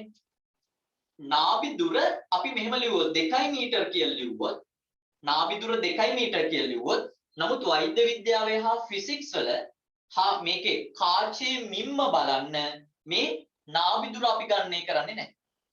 ඒ වෙනුවට මෙන්න මේ එකයට f කියන එක තමයි ගණනය කරන්නේ. එකයට f. එකයට f කියනකොට එකේ බෙදීම 2m නේ. එකයට 2m කියලා කියන්නේ. ඒ අවස්ථාවේදී මේක එනවා 0.5යි m. ඔයගොල්ලෝ දන්නවා m අකුර උඩට ගියාම දර්ශක හා බල ආශ්‍රිතව ඍණ එක වෙනවා. අන්න ඕකට ඒකකයක් තමයි 0.5යි d කියලා දාන්නේ. ඩයප්ටර්ස් කියලා දාන්නේ. හරි. ඩයප්ටර්ස් කියන්නේ කාචයේ ඇත්තටම නාභිදුරේ පරස්පරය සෙවීම. නාභිදුරේ පරස්පරය සෙවීම තමයි ඒක ඩයප්ටර්ස් කියන්නේ. හරිද? එතකොට මෙන්න මේක තමයි නාභිදුර. මට ඒක වැදගත් උනේ ඕනම කාචයක ඩයප්ටර්ස් වගේක් තියෙනවා. පව එක මනින්නේ මේකේ. නාභිදුර මනින්නේ එකෙන්. ඒතර නාභිදුර අරගෙන ඒකේ පරස්පරය බැලුවම තමයි මේක ලැබෙන්නේ. හරි. සාමාන්‍ය අපේ ඇහැක ඩයප්ටර්ස් අගය හොඳට මතක තියාගන්න 17 ඉඳන් 21ක් දක්වා තියෙනවා. 18 ඉඳන් 21යි ඩයප්ටර්ස් දක්වා අපේ තියෙනවා. අපේ ඇහි කාචයේ මිම්ම. එතකොට ඔහොම එකක් තියෙනවා. ඒ පවර් එක අනුව එක බලා ගන්න පුළුවන් ඩයප්ටර්ස් වලින් ඒ අගය. මට මේක ගොඩාක් ගැඹුරට යන්න ඕනේ නැහැ. හේතුව තමයි ඔයගොල්ලෝ සිලබස් එක නැති නිසා. නමුත් මට ඇහැ ගැන කතා කරනකොට ඒක ගැන කියන්න ඕන. ඊළඟ ගැටලුව. ඇහි කාචය දානවා කියන්නේ මොකක්ද? ඇයි කාචය දාන්නේ? ඔන්න ඔක ප්‍රායෝගික දෙයක් නේ. අපි සයන්ස් ඉගෙන ගන්නකොට පොඩ්ඩක් ප්‍රායෝගිකව ඉගෙන ගන්න එපා. ඇහි කාචය දානවා කියන්නේ ඇයි? ඇහි කාචය දාන්නේ ඇයි? ඇත්තට මුලින්ම මේක මොකක්ද? ඇයි ඇහි කාචයක් දාන්නේ? මම මේක කියන්නත් හේතුව මේ සතිය තුළද අපේ තාත්තගේ ඇහි ලෙන්ස් එක දැම්මා. ඒතකොට දැන් මේ ගැන මම දැනගත්තා. මට ඕන වුණා දැන් ඕගොල්ලන්ට පොඩ්ඩක් දැනුවත් කරන්න මොකද්ද මේ වෙන සංසිද්ධිය කියලා. මොකද්ද මේ කාචය දාන්න හේතුව? චුට්ටක් මට කියන්නකෝ. දසෝ. කාචය දාන්නේ ඇයි කෙනෙක්ගේ? එහෙම අවබෝධයක් නැහැ. අනිවාර්යයෙන්ම ගෙදර කාගේ හරි කාචය දාපු අය ඇති. එහෙම ඇති. ඕගොල්ලෝගේ නෙවෙයි. මේ වැඩිහිටි කෙනෙක්ගේ දාලා ඇති. මෙන්න මේකයි කාචය දාන්න හේතුව. මේක තමයි ලෙන්ස් එක. මේක තමයි කාචය. ඔව්. පෙනීම අඩු වුනහම වැඩියෙන්ම හොඳට මතක තියාගන්න මෙන්න මේ කාචයේ මෙන්න මේ සංයෝගයේ හැදිලා තියෙන ප්‍රෝටීන වල. ප්‍රෝටීන කියන එක කාලයක් යනකොට මේකට වචනයක් කියනවා දුස්වාභාවීකරණය වෙනවා. කාලයක් යනකොට ඒක දුස්වාභාවීකරණය වෙනවා. නැත්නම් අස්වාභාවීකරණය වෙනවා. හරිද? ඒ කියන්නේ ඒකේ ස්වභාවය වෙනස් වෙනවා. ඒක වෙන්න හේතුව තමයි අධික ලෙස UV කිරණ. එහෙම නැත්නම් අහසෙන් එන කිරණ වර්ග ඇහැට යෑම ඒ වගේ හේතුන් නිසා ඇහි සුදෙනවා කියන්නේ මේකට. හොඳද? ඇහි සුද වෙනවා කියන්නේ මේකට. මෙන්න මේක ඇතුළේ තියෙන ප්‍රෝටීනය රත් වීම නිසා සහ අර වෙනස්කම් වලට ලක් වීම නිසා මේක සුදු පාට වෙනවා. සරලව කිව්වොත් ඔයගොල්ලෝ බිත්තරේ සුදු මදේ තාපය තියෙන. එහෙම නැත්නම් අර තාච්චියට දැම්මහම සුදු පාට වෙනව නේද? අන්න ඒ වගේ කාලයක් යනකොට වයස්ගත වෙනකොට මෙන්න මේ කාචයේ ඇතුළේ තියෙන ප්‍රෝටීන දුස්වාභාවීකරණය වෙලා මේක සුදු පාට වෙනවා. මේක සුදු පාට වුණොත් වෙන්නේ මොකද්ද? ආලෝක කිරණය මේ හරහා ගිහිල්ලා මෙන්න මේ දෘෂ්ටි විතනේ වැටෙන එක වලකිනවා. එතකොට ඇහැ පේන්නේ නැතුව යනවා. ඔකට ඉංග්‍රීසි වලින් කැට්‍රැක්ට් කියලා. එතකොට මේ වෙන සංසිද්ධියකට කැට්‍රැක්ෂන් කියලා. කියන්නේ ඇසේ සුද ඇතිවීම. එතකොට මේ කාචයේ අර කිව්වා වගේ ගොඩාක් වෙලාවට වෙන්නේ ඩයබටික් DM. එහෙම නැත්නම් ඩයබටික් මෙලයිටිස් කියලා ඉංග්‍රීසි වලින් කියනවා. නැත්නම් දියවැඩියා රෝගීන්ගේ අනිවාර්යයෙන්ම වෙන සංසිද්ධියක් තමයි පළවෙනියටම හදවතට බලපානවා. දෙවෙනියට වකුගඩු වලට බලපානවා. තුන්වෙනියට හැට බලපානවා. ඒ දියවැඩියාවේ බරපතලකම. එතකොට මෙන්න මේ කාචයක් දානවා. අන්න ඒ කාචය දාන විදිය ගැන තමයි අපි චූට්ටක් දැන් කතා කරන්න යන්නේ. මම ඒක කිව්වේ ප්‍රායෝගිකව දැනගත යුතු. අපි ඒ නිසා පොඩ්ඩක් මම වීඩියෝ එකක් පෙන්නන්නම්. මේ වීඩියෝ එක බලන්න බැරි නම් චූට්ටක් නොබැලුවට කමක් නැහැ. බලන්න බැරිම නම් sorry මම මෙච්චරලා මයික් එක ඔෆ් කරන්න යන්නේ කතා කරන්නේ. මයික් එක ඔෆ් වුණා. මේ අපි වීඩියෝ එක බලලා ඉමු පොඩ්ඩක් මේකේ මොකද්ද වෙන්නේ කියලා. හරි.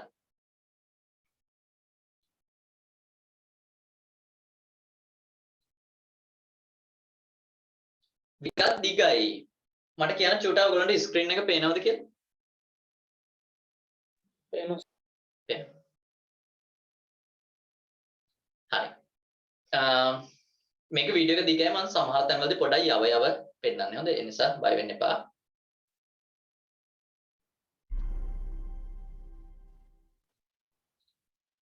Of whitish reflex in both eyes since 2 months only. That's a little bit atypical feature about this patient. The lens is a bit swollen. Sometimes you can get that better information on the table. One of the clues to differentiate between post-lenticonus and intumescent lens at this stage, the anterior capsule will be completely flat in post-lenticonus because lens goes behind the vitreous. There's already an opening. Here, if you can see, I'm just rotating it. It looks a little bit swollen. So chances of posterior lenticonus is less. Obviously, you can see the cataract is total in both eyes. Cataract the lens is totally white here. So I'm going to inject vision blue and stain the capsule. Obviously, you need to wash all the time. Injection you can always rotate this globe whichever direction you want with the second instrument. This is extremely important to begin the capsular axis. I make a initial nick like that. And then what I use this capsular axis forceps, you can see it has got a good grasp here, and it's vertically down. That makes your capsular axis a little bit easier. If it is horizontal, you might have to bend. And I'm going to grab this. You can see this is the initial opening I'm going to do. It is coming from the other side, but still doesn't matter. You have to grasp and re-grasp. Re-grasp. Obviously, it's a bit swollen, so you have to grasp and re-grasp. I would have aspirated a little bit swollen like a circle. Most of them have side incision using a nail rotary. You can make it at this stage. And when you come back, you can just give a small little bit cut so that your instrument goes very easy and smooth. The next step is using bimanual irrigation and aspiration technique. Aspirate the periphery first and then come to the center, because that acts as a scaffold, and if it is a possible posterior lenticonus, you might avoid that part going down. So many times that's the technique I use. I aspirate the periphery first and then come to the center. And you should be able to turn your port wherever you want. This 360-degree movement is very important, because as you can see here, as I'm taking the superior part, the whole nucleus is there. It's a very soft one most of the times. It's a little bit leathery, trying to aspirate it, but it's not aspirating completely.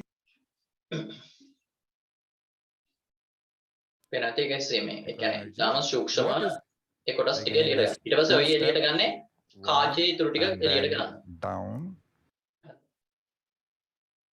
These are all things. So I will use a little bit of phaco energy to take it. The second instrument.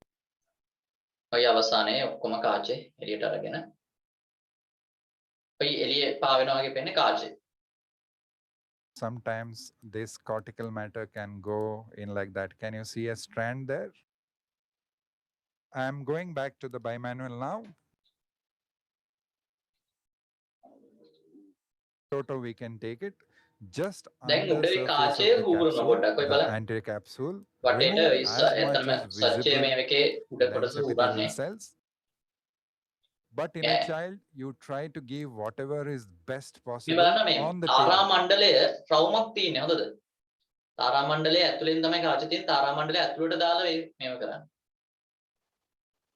Posterior capsular axis, and then implant the lens. Opening. The next step is to grab the posterior capsule. More viscoelastic you. So this is again grasp and regrasp.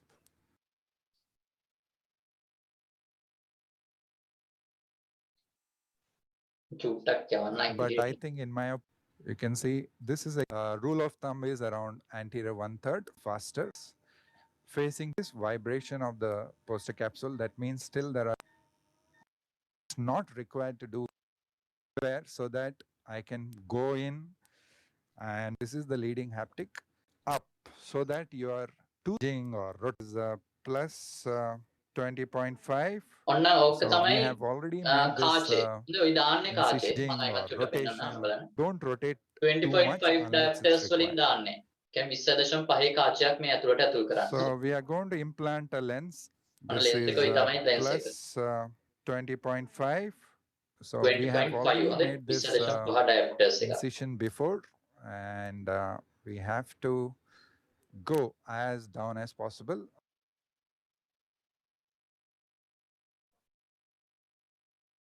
You can see this is going down. දැක්ක අර iris එක It's just නැත්නම් that තාරා මණ්ඩලයේ your, යටට කොහොම හරි රිංගවනවා. forceps and the rhexis is in a stable position. It won't go beyond this.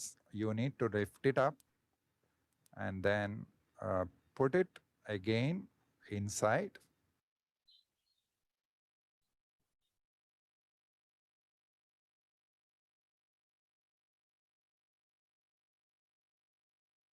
Somebody was suggesting that you can do vitreorhexis. The problem is with the vitreorhexis, you may not have stability of the poster capsule. It may not be so good.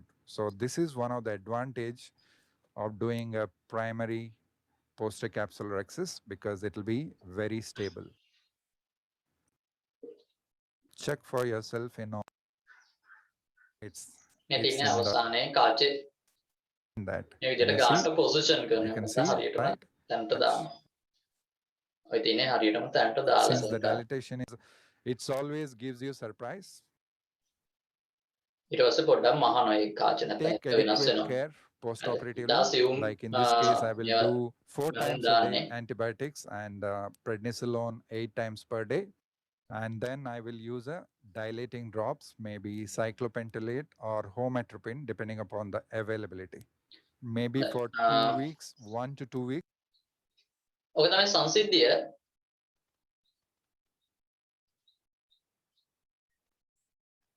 ඔයගොල්ලෝ දකින්න නැති ඒ කාරණේ කොහොමද කරන්න කියලා. මට පෙන්වන්න ඕනේ ඒක කාචයක් කොහොමද රිප්ලේස් කරන්නේ නැත්නම් මේ පේන්නේ නැහැ කේස්. පොඩේ පේන්නේ නැහැ කියලා ස්ක්‍රීන් එක දාලා තියෙනවා.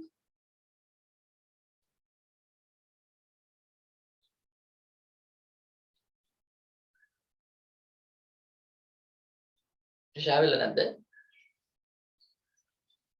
චුට්ටක් ඉන්න හැමෝම මම අයිමත් දාන්න. අයියෝ. මේකේ පොඩි ගැටලුවක් තියෙනවා ස්ක්‍රීන් එක දැම්මට පස්සේ මේ සමහරවිට. මම ඒක ඇහුවේ ඉස්සෙල්ලා ස්ක්‍රීන් එක පේනවද කියලා. දැන් පොඩ්ඩක් බලන්න ස්ක්‍රීන් එක පේනවද කියලා. මට මයික් එක ඔන් කරලා කියන්න නැත්නම් මේ මට chat box එක පේනවද? දැන් පේනව නේද? ඉස්සෙල්ලා පේනුනේ නැද්ද?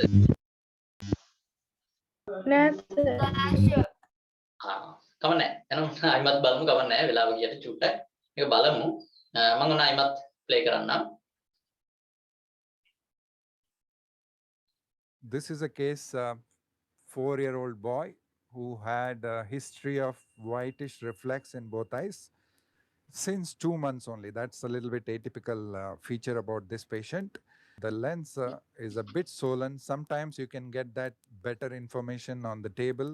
One of the clue to differentiate between post-lenticonus and the intumescent lens at this stage, මේ තමයි අර the lens එක මම anterior කිව්වා. capsule will be අයිමා මයික් completely කියන්න එක. flat in post-lenticonus because lens goes behind the vitreous. There's already an opening. Here, if you can see, I'm just rotating it. It looks a little bit swollen. So chances of post-lenticonus is less. Obviously, you can see the cataract is total in both eyes. The lens is totally white here. So I'm going to inject vision glue and stain the capsule. Obviously, you need to wash all the time. You can always rotate this globe. This is extremely important to begin the capsular axis. I make a initial neck කාචේ ඉහළ like කොටස that. ඔය විවෘත කරගන්න ඕන. Capsular axis a little bit easier. If it is horizontal, you might have to bend it. So here it becomes a little bit easier for you to do it. I'm going to enter and I'm going to grab this. You can see this is the initial opening I'm going to do.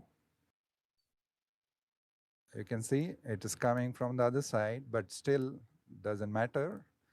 You have to grasp and re-grasp and try to complete it.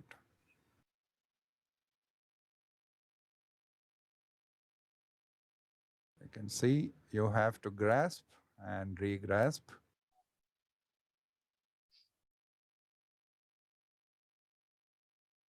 Change your direction each time if you're re-grasping.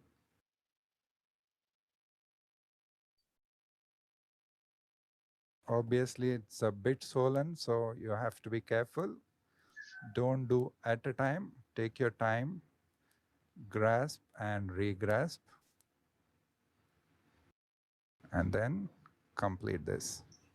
And with the same flow, you can remove this capsule.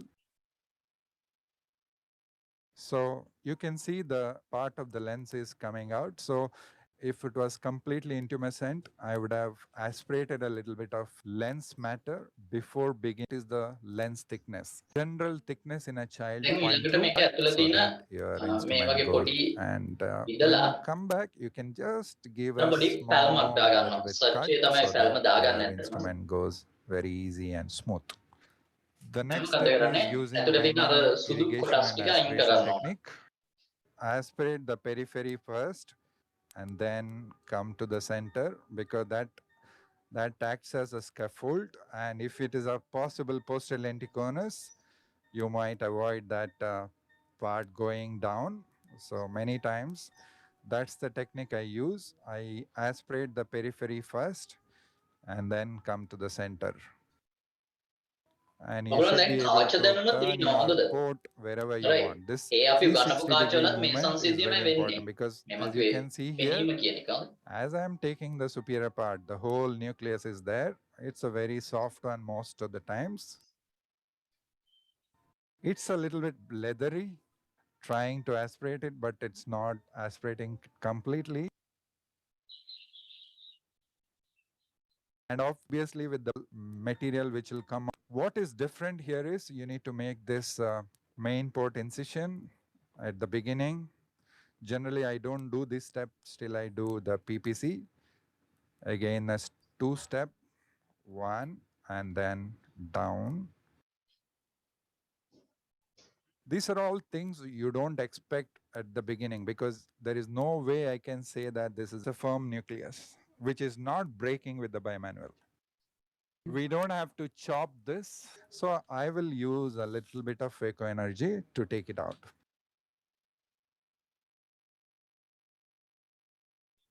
Okay, I need the second instrument because, it floats. This nucleus floats so much. This is unexpected.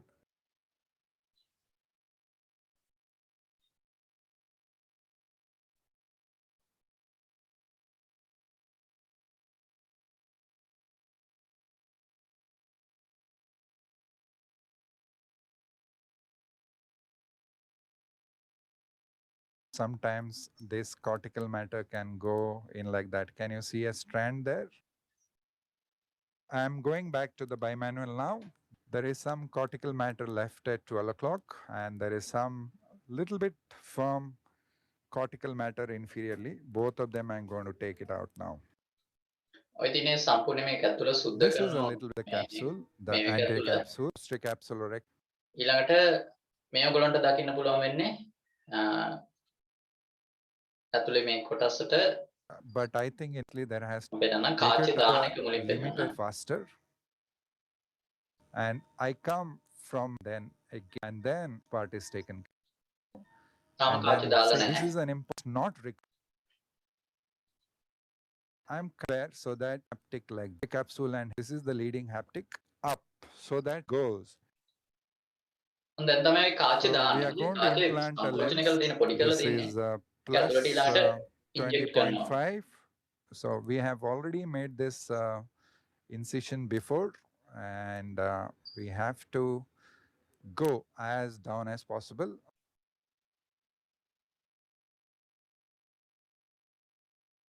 You can see this is going down.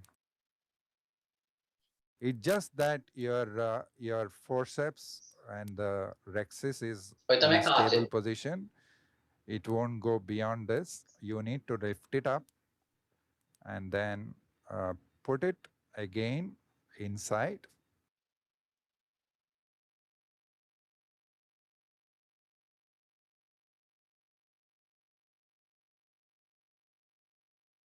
Somebody was suggesting that you can do vitreorhexis.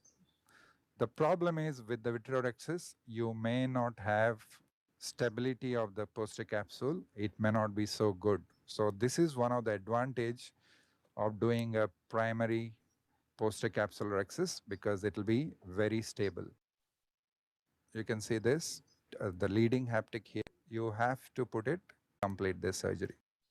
This is a මේ තමයි ගාන්ට positioning කිරීම go කාචේ. beneath it, as you can see ගාන්ට here. අර This කිව්වාගේ is Tara a මණ්ඩලය little ඇතුළට bit behind. වෙන්නත් ඕන. You can see ඊට පස්සේ right? අවසානයේ පොඩි මැහුම් කිහිපයක් යොදනවා. Not අපිට බලා ගන්න පුළුවන් මේ තියෙන පොඩි adequate මැහුම් care කිහිපයක් ඒකේ යොදනවා. post-operatively. Like in this Puri case, I nulaki. will do 4 times a day antibiotics and prednisolone 8 times per day. And then I will use a dilating drops, maybe cyclopentolate or homatropine, depending upon the availability. Maybe for 2 weeks, 1 to 2 weeks, because dilating drop is very important in addition to steroid. I will give a subconjunctival dexamethasone as well as ciprofloxacin.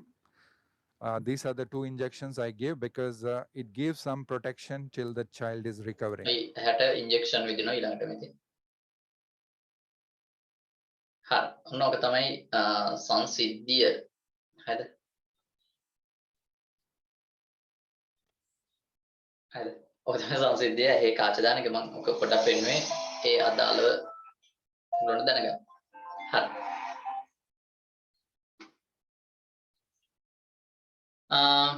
අපි එමු ඊළඟ කොටසට මොනවද ගැටලු තියෙනවා නම් අනිවාර්යෙන් අහන්න. හරි. ගැටලු තියෙනවා මොනවා හරි අහන්න. අපි ඊළඟ කොටසට යන්. ඒ තමයි අපි වර්තන නියම ගැන කතා කරන්න ඕනේ. ඒ නිසා චුට්ටක් මාතෘකාව දාගමු වර්තන නියම කියලා. වර්තන නියම.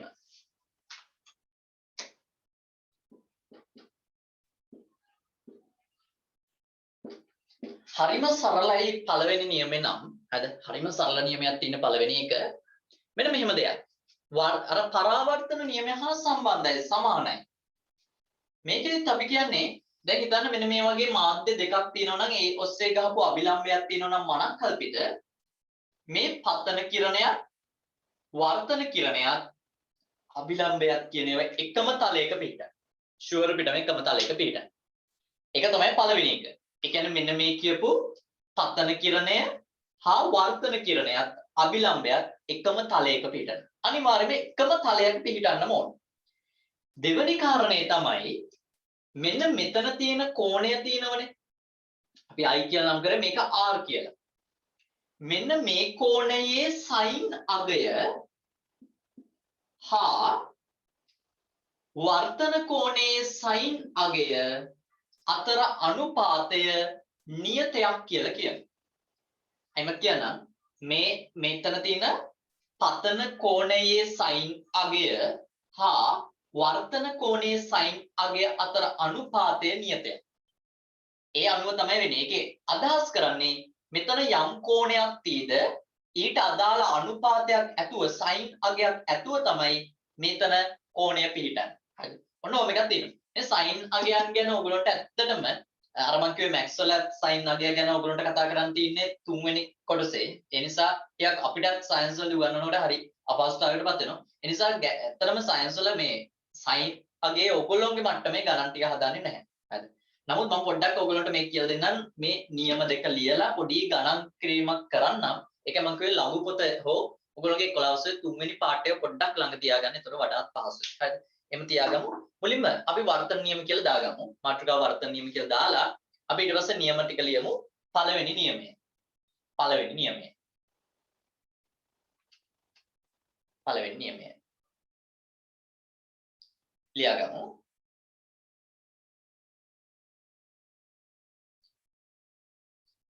පළවෙනි නියමය.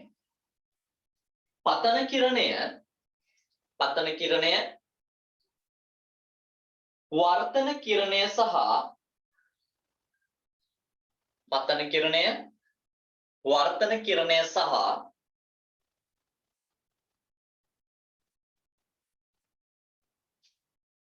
වර්තන කිරණය සහ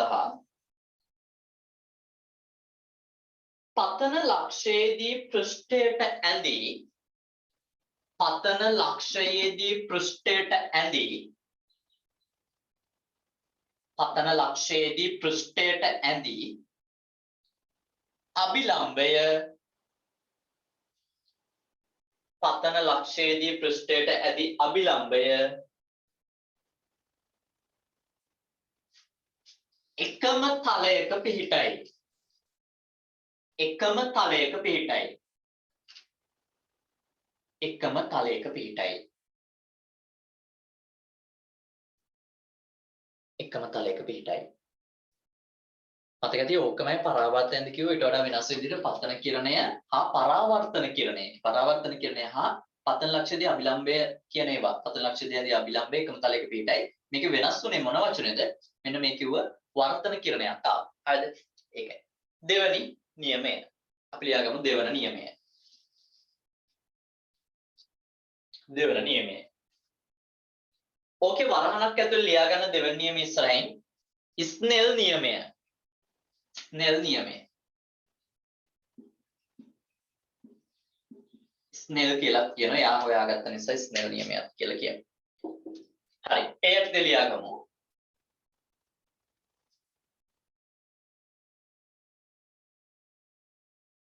ආලෝකයේ එක්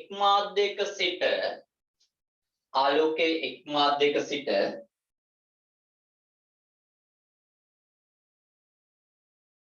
තවත් මාධ්‍යයකට ගමන් කිරීමේදී ආලෝකයේ එක් මාධ්‍යයක සිට තවත් මාධ්‍යයකට ගමන් කිරීමේදී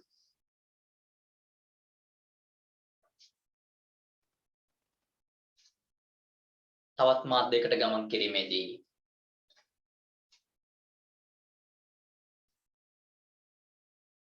පතන කෝණයේ සයින් අගයත් පතන කෝණයේ සයින් සිංහල ලියන්න සයින් අගයත්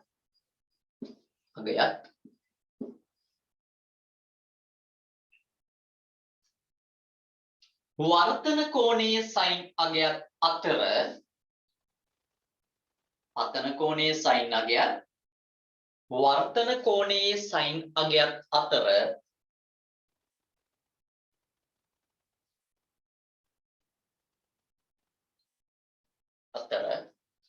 අනුපාතය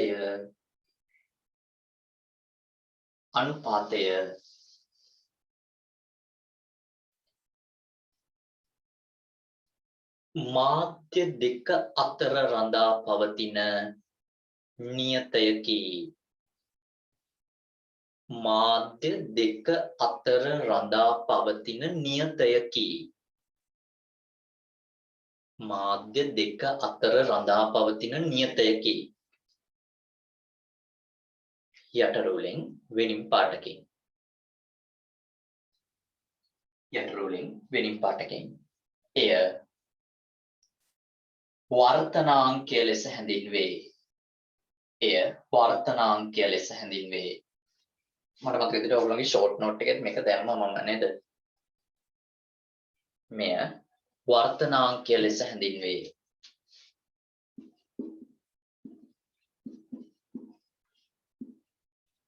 වර්තනාංකය කියන එක. ඒතර මේක ලියන්නේ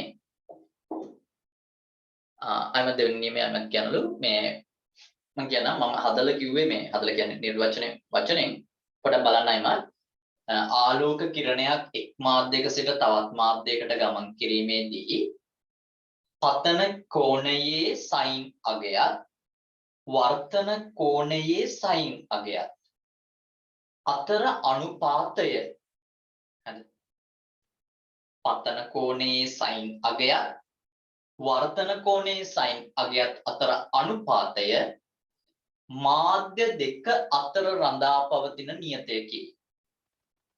මාධ්‍ය දෙක අතර රඳා පවතින නියතයකි. ඊට පස්සේ කිව්වා එය වර්තනාංකය ලෙස හැඳින්වේ. ඒ කියන්නේ වර්තනාංකය කියන්නේ හරියටම කිව්වොත් sin i කියන්නේ ඔයගොල්ලෝ දන්නවා දැන් පතනය වන එක. හරිද? පතනය වන කෝණයට කියන්නේ sin i. අනිත් එකට කියනවා sin r කියලා. මේක ඉංග්‍රීසි වලින් ලියුවොත් අපි sin මේක sin කියලා කියවන්න එපා sin හොඳද? sin i බෙදීම sin r. හරි. sin i බෙදීම sin r කියලා අපි වර්තනාංකයට මෙහෙම ප්‍රකාශය ගන්න පුළුවන්. ඒතර මේ වර්තනාංකය කියන්නේ කොච්චර ප්‍රමාණයකින් මේක වර්ධනය වෙනවාද කියලා අපිට අදහසක් දෙන්න. හරිද? කියන්නේ කෝණය ගැන පොඩි අවබෝධයක් එනවා. අපි බලමු මේ එක් එක් ප්‍රකාශ වලට අදාළව වර්තනාංක දීලා තියෙනවා. මුලින්ම මේ සූත්‍රය ගන්නට ලියා ගමු. මේ කවදාවත් ඔයගලන්ට කියන්නේ මේ සූත්‍රයක් විදියට ලියන්න ආවට ගණනය කරන්න නම් එන්නේ නැහැ. හොඳ බය වෙන්න එපා. සයින් වලින් ගණනය කරෙන්නේ නැහැ. නමුත් මම චූට්ටක් උදාහරණයක් විදියට කොහොමද මේක යෙදෙන්නේ කියන එක ඔයගලන්ට පොඩ්ඩක් පැහැදිලි කරලා දෙන්න. හරි. මේ සූත්‍රය මුලින්ම දාගමු. නම් මම මෙතන ලියන්නම්. පතන කෝණයේ sin මේ ඉන්නේ sin මේ වර්තන කෝණයේ sin මේ දාලා දෙන කෝණය හොඳ මේ ගහලා කෝණය කියලා දාලා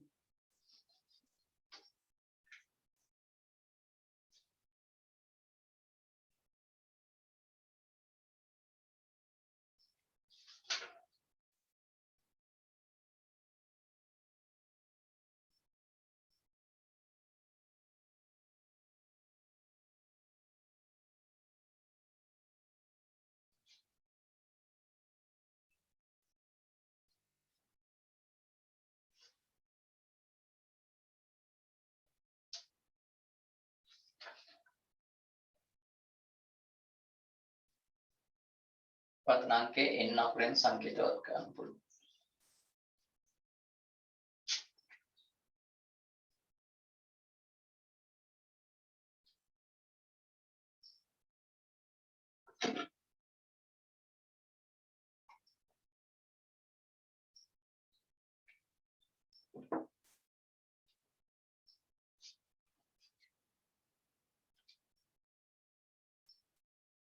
දෙවන නියමයට අනිත් නම් කියන්නේ ස්නෙල් නියමය කියලා. හරි. ස්නෙල් කියලා නියමය අපි ඒක හඳුන්වනවා. ඔයගොල්ලෝගේ එක පොතේ තියෙනවා ඔයගොල්ලෝගේ ස්නෙල් නියමය කියලා. ඒ කියන්නේ ස්නෙල් කියලා. එයා තමයි අතන මේක නියමයේ මේ ප්‍රකාශය අනුපාතය ඉදිරිපත් කරේ. ඒකයි එයාට ගරු කරන් තමයි ස්නෙල් නියමය කියන්නේ. හරි. මේක චූටි දෙයක් තියෙනවා. මේක සංකේතාත්මක ක්‍රමවේදයක් තියෙනවා. අපි පොඩ්ඩක් බලමු මේ කතාව මොකද්ද කියලා. මේක ලියා ගන්න ඇති නේද? මේ චූටක් ඔයගොල්ලෝ ලඝු පොතයි සහ එහෙම නැත්නම් 11 වසරේ තුන්වෙනි පාර්ට් එක ගන්න මේකේ සයින් වගුව කියන එක පොඩ්ඩක් පෙළ ගන්න. මුලින්ම සයින් වගුව කියන එක පෙළ ගන්න. උඩ ගහලා තියෙන හොඳද? සයින් වගුව කියලා.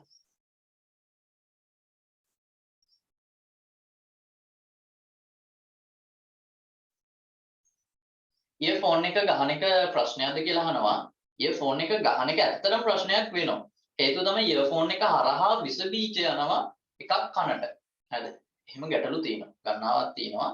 මේ විශේෂයෙන්ම එක් අවස්ථාවලදී කනේ සමහර දිලීර බැඳීම්, පුස් බැඳීම් ආදී කාරණා ඒක පළවෙනි දේ. ඊළඟට සවුන්ඩ් එකේ ඉෆෙක්ට් එක ගත්තොත් සවුන්ඩ් එකේ ඉෆෙක්ට් එකක් වෙනවා. කාලයක් තිස්සේ අර ඊයර්ෆෝන් යූස් කිරීම නිසා ඊයර්ෆෝන් එක මගින් අර ශබ්දය කනගාටම ලං කරලා දෙනවනේ. ඊයර්ෆෝන් එක යූස් කරනවා නම් මහා හයියෙන් ශබ්ද දාගෙන අහන්න එපා. හරිද? යම් දේහලීය අගයක් තියෙනවා. දේහලීය කියන්නේ කනට දරා ගන්න පුළුවන් අගයක් තියෙනවා. ඒ අගයට වොලියුම් එක වැඩි කරලා දාන සමහර ෆෝන් වල මම දැකලා තියෙන ඊයර්ෆෝන් එක ගාලා මෙහෙම සවුන්ඩ් වැඩි කරනකොට අප් කරනකොට මැසේජ් එකක් එනවා මේක කනට ඩැමේජ් විය හැකි කියලා මැසේජ් එකක් එනවා සමහර වෙලාවට. මම එකක් දැකලා තියෙන්නේ මේකට අනුව Android ඒ මේ iPhone වල.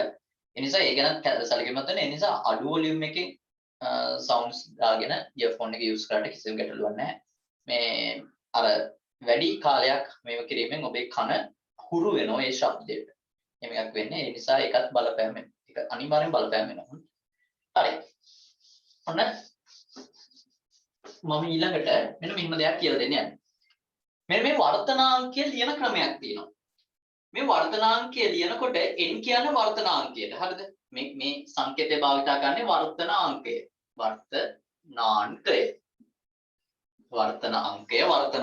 වර්තනාංකය. ඔහොම. එතන මේකේ a කියලා දක්වන්නේ එයා වාතය කියන එක. අපි w දැම්මොත් water.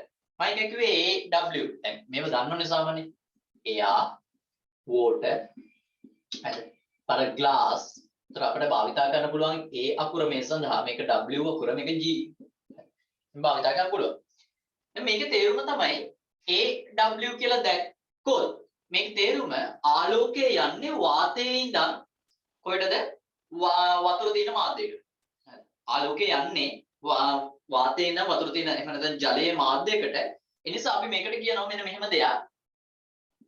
වාතයට සාපේක්ෂව ජලයේ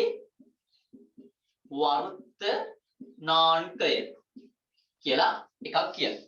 මේ කියවන්නේ එහෙම. ඒක ඇත්තම තේරුම කියන්නේ වාතයේ සිට ජලයට ආලෝකය යනවා. හරි. මම ඔන්න පොඩක් එහෙම ඊතලයකින් ලිව්වා ඔයගලන්ට පැහැදිලි වෙන්න. දැන් අපි හිතමු මෙහෙම දෙයක්. වාතයේ සිට ග්ලාස් එකට යන එකට අපි කියන්නේ මේ වගේ. එතකොට අපි ඒකට කියනවා වාතයට සාපේක්ෂව වීදුරු වල වර්තනාංකය කියලා. මේකට අගයක් තියෙනවා. මේ අගයන් පාඩම් කළ යුතු නැහැ. සාමාන්‍ය වාතයට සාපේක්ෂව හරිද? වාතයට සාපේක්ෂව ජලයේ වර්තනාංකය 1.33. මෙයාගේ 1.5 මේ අගයන් පාඩම් කළ යුතු නැහැ. හොඳ බය වෙන්න එපා. හැබැයි මම පොඩි ගාණක් ඔයගොල්ලන්ට හදලා පෙන්නනවා. ඔයගොල්ලන්ට චූට්ටක් පෙන්නන්න ඕන නිසා. මේ මේකක් තියෙනවා. හරිද? දැන් මේ අගයන්ට අනුව අපිට ඇත්තට මේ අගය හොයාගත්ත අය මේක යම් පරීක්ෂණ මට්ටමින් හොයාගත්ත එක මේ අගය අනුව යම් කෝණයක් මෙහෙම ආවට පස්සේ මෙන්න මේ කෝණය හොයාගන්න පුළුවන් ඒ වගේ ගැජමැටික් ටිකක් තියෙනවා. මේකත් හොයන්න පුළුවන් සහ වර්තනාංකය ඉදිරිපත් කරාම ගොඩාක් කාරණා එනවා. කොහොමද මේ වර්තනාංකය ලබාගෙන තියෙන්නේ කොහොමද? සයින් අගය හා බෙදලා ආයිමත් චුට්ටක් යන කට්ටිය අහනවා ආයිමත් පොඩක් කියලා දෙන්න කියලා. මෙන්න මේක පළවෙනි දේ වර්තනාංකය කියලා එකක් තියෙනවා. වර්තනාංකය කියන අගයක්. මේ අගයෙන් පුළුවන් මේ මාධ්‍ය දෙක අතර තියෙන ස්වභාවය ගැන පොඩි මිම්මක් පොඩි අදහසක් ගන්න. මේ වර්තනාංකය නිර්මාණය කරන්නේ ඇත්තටම අපි පතන කෝණයේ සයින් අගය බෙදනවා වර්තන කෝණයේ සයින් අගයෙන්. එහෙම තමයි ඇත්තටම ගන්නෙ. ඒතර ඔයගොල්ලෝ කල්පනා කරේ මේ අගය කොහොමද මුලින්ම හොයාගත්තේ කියලා. ඒක මෙහෙම හරි ලේසි ක්‍රමයක් තියෙන්නේ. මුලින්ම අපි කෝණය මෙහෙම කිරණයක් එවනවා මේ කෝණය මනිනවා. මේ කෝණය මනින ක්‍රමයක් තියෙනවා. මේ කෝණය මැනලා ඊළඟට ඔයගොල්ලෝ දන්නවා මේ කිරණය වර්ධනය වෙනවා. එතකොට ඒ කෝණෙත් ගන්නවා.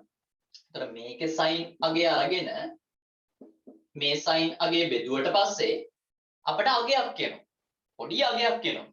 ඒ අගයට අපි කියනවා වර්තනාංකය.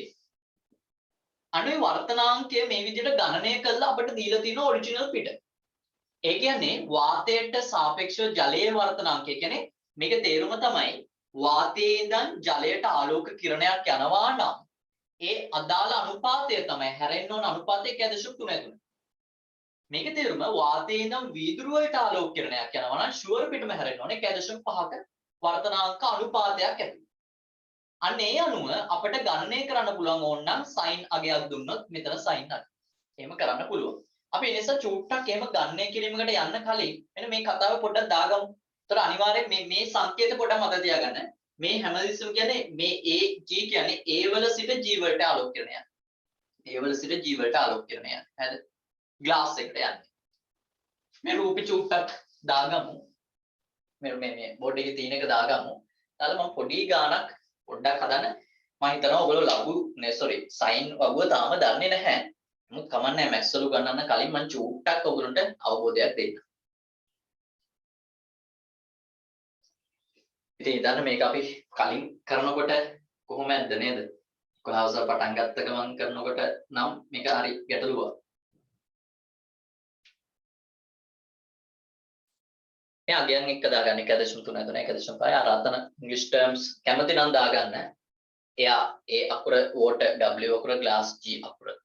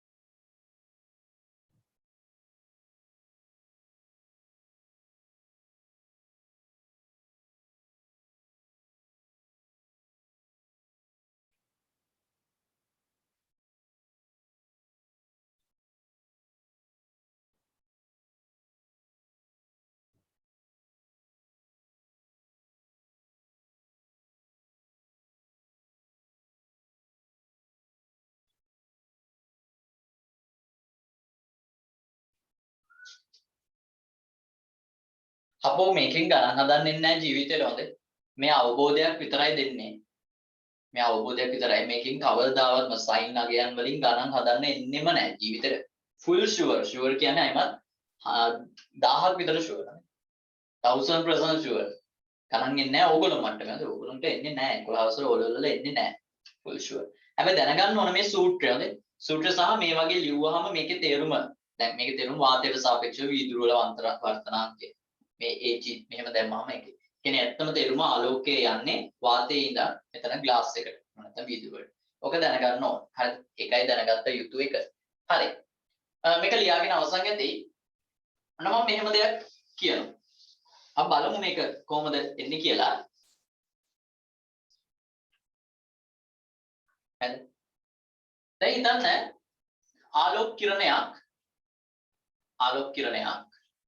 එනවා. ඇවිල්ලා මෙහෙම යනවා. මොකද්ද මේ මාධ්‍ය වාතය කියලා ගන්නවා මම මේක වීදුරු කියලා ගන්නවා. කවුරු හරි කියනවා අනේ ඕ කරවංගුයි කේස් එක අද වෙලාව කේස් එක උනේ මට ඒකයි උනේ මම ඒකත් බලාපොරොත්තු වෙන්නේ අර වීඩියෝ එක දෙපාරක් පෙන්වන්න උන නිසා චුට්ටක් එක ගැටලුවක් වුණා. මම ඒක හෙට හෝ අනිද්දා අනිවාර්යයෙන්ම කියලා දෙනවා. මම ඒක ඔක්කොම ගණනය කිරීම වලට අදාළ සෑම දෙයක්ම රෙඩි කරලා තියෙන්නේ. ඒකට සයින් කොස් වගුව ඕන හොඳයි. සයින් කොස් වගුව ඕන. අර ඒක ඉගෙන ගත්තේ නැතුනට කමක් නැහැ. මම ඒක පැහැදිලි කරන්නම් බය වෙන්න එපා. සයින් කොස් වගුව ඕන. හරි. කොස් වගුවක් කියලා වෙන එකක් නැහැ. හොඳයි සයින් වගුවේම අනිත් පැත්ත බලන්නේ කොස් වල මේ දන්නව ඇති. අපි පොඩක් බලමු මේ ගාන. මට ඒක අද වෙලාව මදි වෙයි. ඒකයි කේස් එක. මේ වාතය මම ගන්නවා මේ කෝණය අංශක 30ක් කියලා. ඒ කියන්නේ මේකේ තේරුම වාතයේ ඉඳන් ආලෝක කිරණයක් අභිලම්බයට එක්ක බලන කෝණය අංශක 30කින් එනවා. මෙන්න මේ කෝණය වීදුරු හරහා ගියොත් කීයක් වේද කියලා තමයි අපිට හොයාගන්න ඕන. ඔන්න හොයාගන්න ඕන ක්‍රමය. දැන් මේ මොකද වාතයයි වීදුරුයිනේ. ඔයගොල්ලෝ දන්නවා එහෙනම් මේ AG සමානයි sin i බෙදීම sin r. බය වෙන්න එපා මේ ගාන මම ඔයගොල්ලන්ට මේ මොකටද භාවිතා කරන්නේ නැත්නම් මේ ඇත්තම කාරණේ වර්තනාංකය කියන එක ඔයගොල්ලෝ නිකන් අගයක් විදිහට ලිව්වොත් මේ කිසිම අවබෝධයක් නැහැ. කෙනෙක්ට අවබෝධයක් නැහැ. මම ෆුල් ෂුවර් දන්නවා. ඒ නිසා මේ ගාන හදලා පෙන්නන්නේ අවබෝධ වෙන්න පමණයි. නැත්නම් ගාන හදන්න ඕන කියන මේ මතෙන් නෙවෙයි. පළවෙනි දේ හොඳට මතක තියාගන්න මේ උගන්වන්නේ අවබෝධයට විතරයි. ඒ ඉඳන් ජීවයට අගයක් නියතයක් තියෙනවා. දැන් මම ඒක දුන්නා. ඒ අගේ 1.5යි. ඒක දෙනවා. හරිද? ඒක දන්නවා. අපි 1.5යි. ඒ කියන්නේ වාතයේ ඉඳන් අනිවාර්යයෙන්ම ග්ලාස් එකකට යනකොට වීදුරුවකට යනකොට ඒ අගේ 1.5යි. මෙතන sin අගේ 30යිලු. මොන කෝණයද? පතනය වන කෝණය 30යි. මට හොයාගන්න ඕන sin r අගේ. r අගේ හොයාගන්න ඕන. r තමයි දන්නේ නැත්තේ. එහෙනම් මේකෙදි මම මෙහෙට ගන්නම් චුට්ටක් මට ඉඩ මදි වෙන නිසා 1.5 සමානයි sin 30 කියන්නේ කීයද? sin 30 කියන එකක් තමයි sin වගුවේ කෙටි ක්‍රමයක් තියෙනවා sin 30. නමුත් මම එහෙම නෙවෙයි. ඔයගලන්ට මේ මම මගේ ගාව පොතක් තියෙනවා. ඔයගලගේ හොඳට බලන්න මාත් එක්ක පුළුවන් නම් බලන්න මේ පොතේ සහ ඕනම ලඝු පොතක සහ 11 ශ්‍රේණියේ අවසාන පොතේ උගන්වන්න තියෙන නිසා එක පැත්තක ලඝු ගණක වගුවක් තියෙනවා. අනිත් පැත්තේ තියෙනවා ප්‍රකෘති සයිනය කියලා වගුවක්. අනිත් පැත්තේ තියෙනවා ටැන්ජන වගුවක්. ප්‍රකෘති ටැන්ජන. ඒතර අපේ තියෙනවා sin cos tan. හැබැයි cos වගුවක් නැහැ. හොඳද? cos වගුවක් නැහැ. cos වගුව බලන්නේ sin වගුවේ රිවර්ස් එකෙන් තමයි cos බලන්නේ. ඒක ඔයගලන්ට මැක්ස් ගන්නට කියලා දෙවි. ඒවා මම උගන්වන්නේ නැහැ. මට ඕන මෙතනදී sin මේ වගුව අරගෙන sin 30 tan හොයාගන්න. අපේ මේ පැත්තේ තමයි අංශක ගාන තියෙන්නේ. මේ පැත්තේ තියෙන්නේ කලා ගාන. හරිද? කලා කියන්නේ අංශක ගානත් බෙදලා. එතකොට sin 30ට අදාළ අගේ 0.5යි කියලා තියෙනවා. ඔයාලා අගේ හොයාගත්තද දන්නේ නැහැ. කමක් නැහැ හොයන්න ගත්තා. මේ අගේ sin 30ට අදාළ අගේ 0.5යි. අපි දන්නේ නැත්තේ sin r අගේ. හරි. sin r අගේ. දැන් මම මේක උත්තර කරනවා.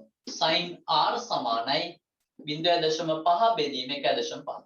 මේක බෙදුවාම එනවා එක බෙදීම 3ක් කියලා. ඒ කියන්නේ 0.33333. ඔන්න අගේ ආවා. නමුත් මේ මට ආවේ r අගේ නෙවෙයි හොඳේ. sin r අගේ. දැන් මම කියපු එක අයිමත් කියන්නම් පොඩ්ඩක් නැත්නම් ඔයගොල්ලෝ පැටලෙනවා. මෙහෙම ප්‍රකාශයක් ගත්තනේ. sin 30 කියන එක අපි බලන්නේ පොතේ sin 30 තියෙන තැන. sin 30ට අදාළ බිඳුව පේලිය තමයි බලන්නේ. අපිට පේනවද? පේන්නේ නැතුව ඇති අනිවාර්යයෙන්ම. නෑ බ්ලර් වෙලා පේන්නේ නේද? බ්ලර් වෙලා පේන්නේ. 0.5යි කියලා එනවා. ඒක පොතේ තියෙන එකක්. හරිද? නැත්නම් sin 30 ගේ භාගය කියලා අපි සාමාන්‍ය පාඩමේ තියාගෙන ඉන්නවා. නමුත් මම පොතෙන් පෙන්නන්න ඕන නිසා මම මේක කිව්වේ. ඒ අගය දාලා මම මේකේ sin r උක්ත කරාම එක බෙදීම 3ක් කියලා එනවා. 0.5 1.5න් බෙදලා. ඒතර ඒක තවදුරටත් සුළු කරලා 0.33333 කියලා අගයක් එනවා. දැන් sin r හොයන්නේ අපි sin වල ඉන්වර්ස් බලනවා කියනවා. sin ඉන්වර්ස් බලනවා කියනවා. sin ඉන්වර්ස් කියන්නේ විරුද්ධ දේ බලනවා.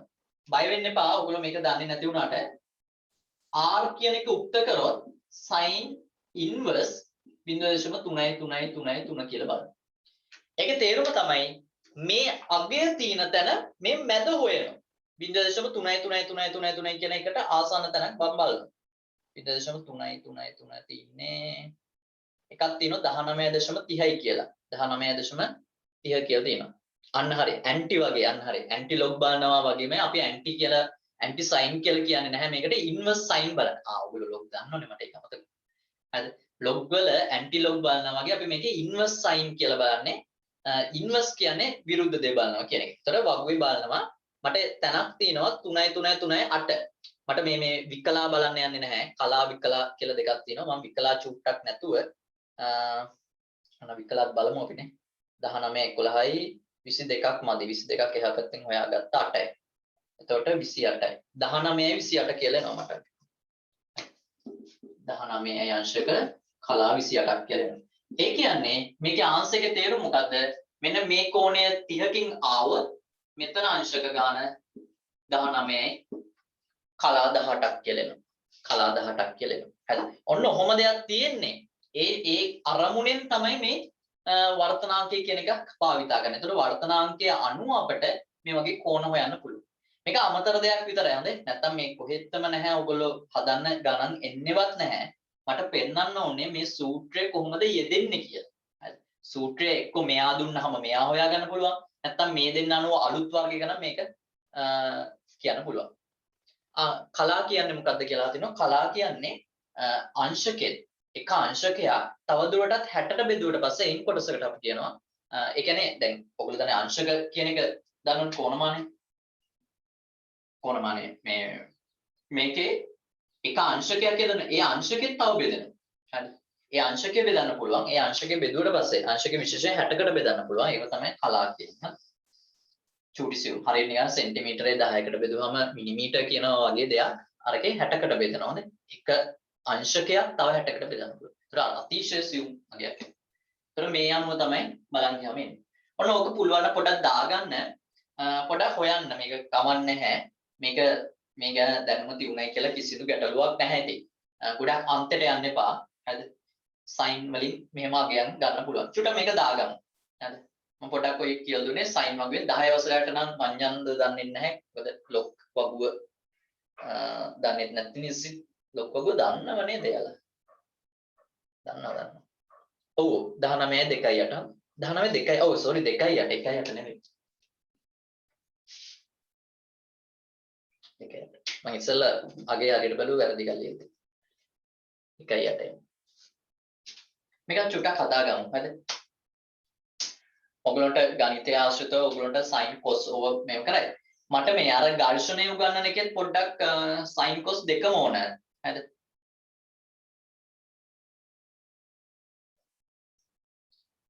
ජලයට සාපේක්ෂව මේ වීදුර වර්තනාංකෙත් හදලා තියෙනවා. ඔයගොල්ලෝගේ පොතේ නම් දීලා නැහැ ඒක. හොඳයි. එහෙම අපි හදලා ගන්නවා. හදලා ගන්න හොඳ ඒවා. වර්තනාංක වලින් හදලා ගන්න පුළුවන්. මේ දෙක තියෙනවා නම් ඒ සාපේක්ෂවන බලදී. ඒතර මේක හදලා ගන්න පුළුවන්. මම එච්චර ගැඹුරට ගියේ නෑ හොඳද? ඒ කියන්නේ එක් වර්තනාංකයකින් තවත් වර්තනාංකයක් කරහා අපිට ඒ අදාළ කෙනා ගන්න පුළුවන්. මම එච්චර ගැඹුරට ගියේ නෑ මෙතන. එහෙම ඒවා තියෙනවා හොඳයි. සහ අලුත් යම් දෙයක් හම්බුනොත් දැන් හිතන්න අපි හිතමු මැණික් ගලක් හම්බුණා කියලා. මේ මැණික් ගලේ වර්තනාංක හොයන්න ඕන උනත් ඒත් අපිට මේ එන සයින් අගේ මේ පැත්තේ ආර් අගෙන් බෙදලා ගන්න ඕන. ගොඩක් වෙලාවට ඒක ගන්නේ කියලා තියෙන ඉතා සූක්ෂම විශේෂයෙන් දියමන්ති වල එන වර්තනාංකය හදලා තියෙනවා. දියමන්ති වල වර්තනය හොඳට සිදු වෙනවා හොඳ. වර්තනය වැඩි. කියන්නේ ඒ ඇතුළ ප්‍රවේගය අඩුයි. ආලෝකයේ ගමන් කරන. ඒ ප්‍රවේගය අඩු වුනහම ඇතුළේ වර්තනය වීම වැඩි. වර්තනය වුනහම ඒක දිලිසෙන ස්වභාවය වැඩි.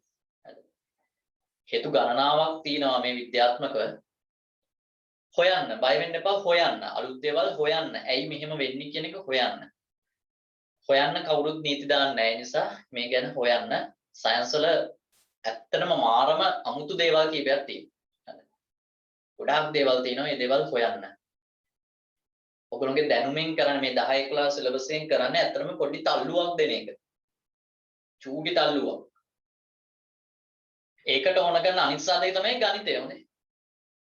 සයන්ස් වල භාෂාව ගණිතය. කට්ටිය හිතන් ඉන්නේ ගණිතය තමයි ලොකුම විෂය කියලා. නැහැ. ගණිතය අපට ඕන වෙනවා සයන්ස් විස්තර කරන්න. මේවා බලන්න. ඉතින් මේ විස්තර කරන ඔක්කොම සයන්ස් වල ගණිතය. සයන්ස් වල භාෂාව තමයි ගණිතය. ඒකයි අපි කියන්නේ හැමදෙස්සෙම ගණිතය මාර විදිහට පොලිෂ් කරගන්න. ගණිතය පොලිෂ් කරගෙන තමයි මේ සයන්ස් එකත් ගොඩ දාන්නේ.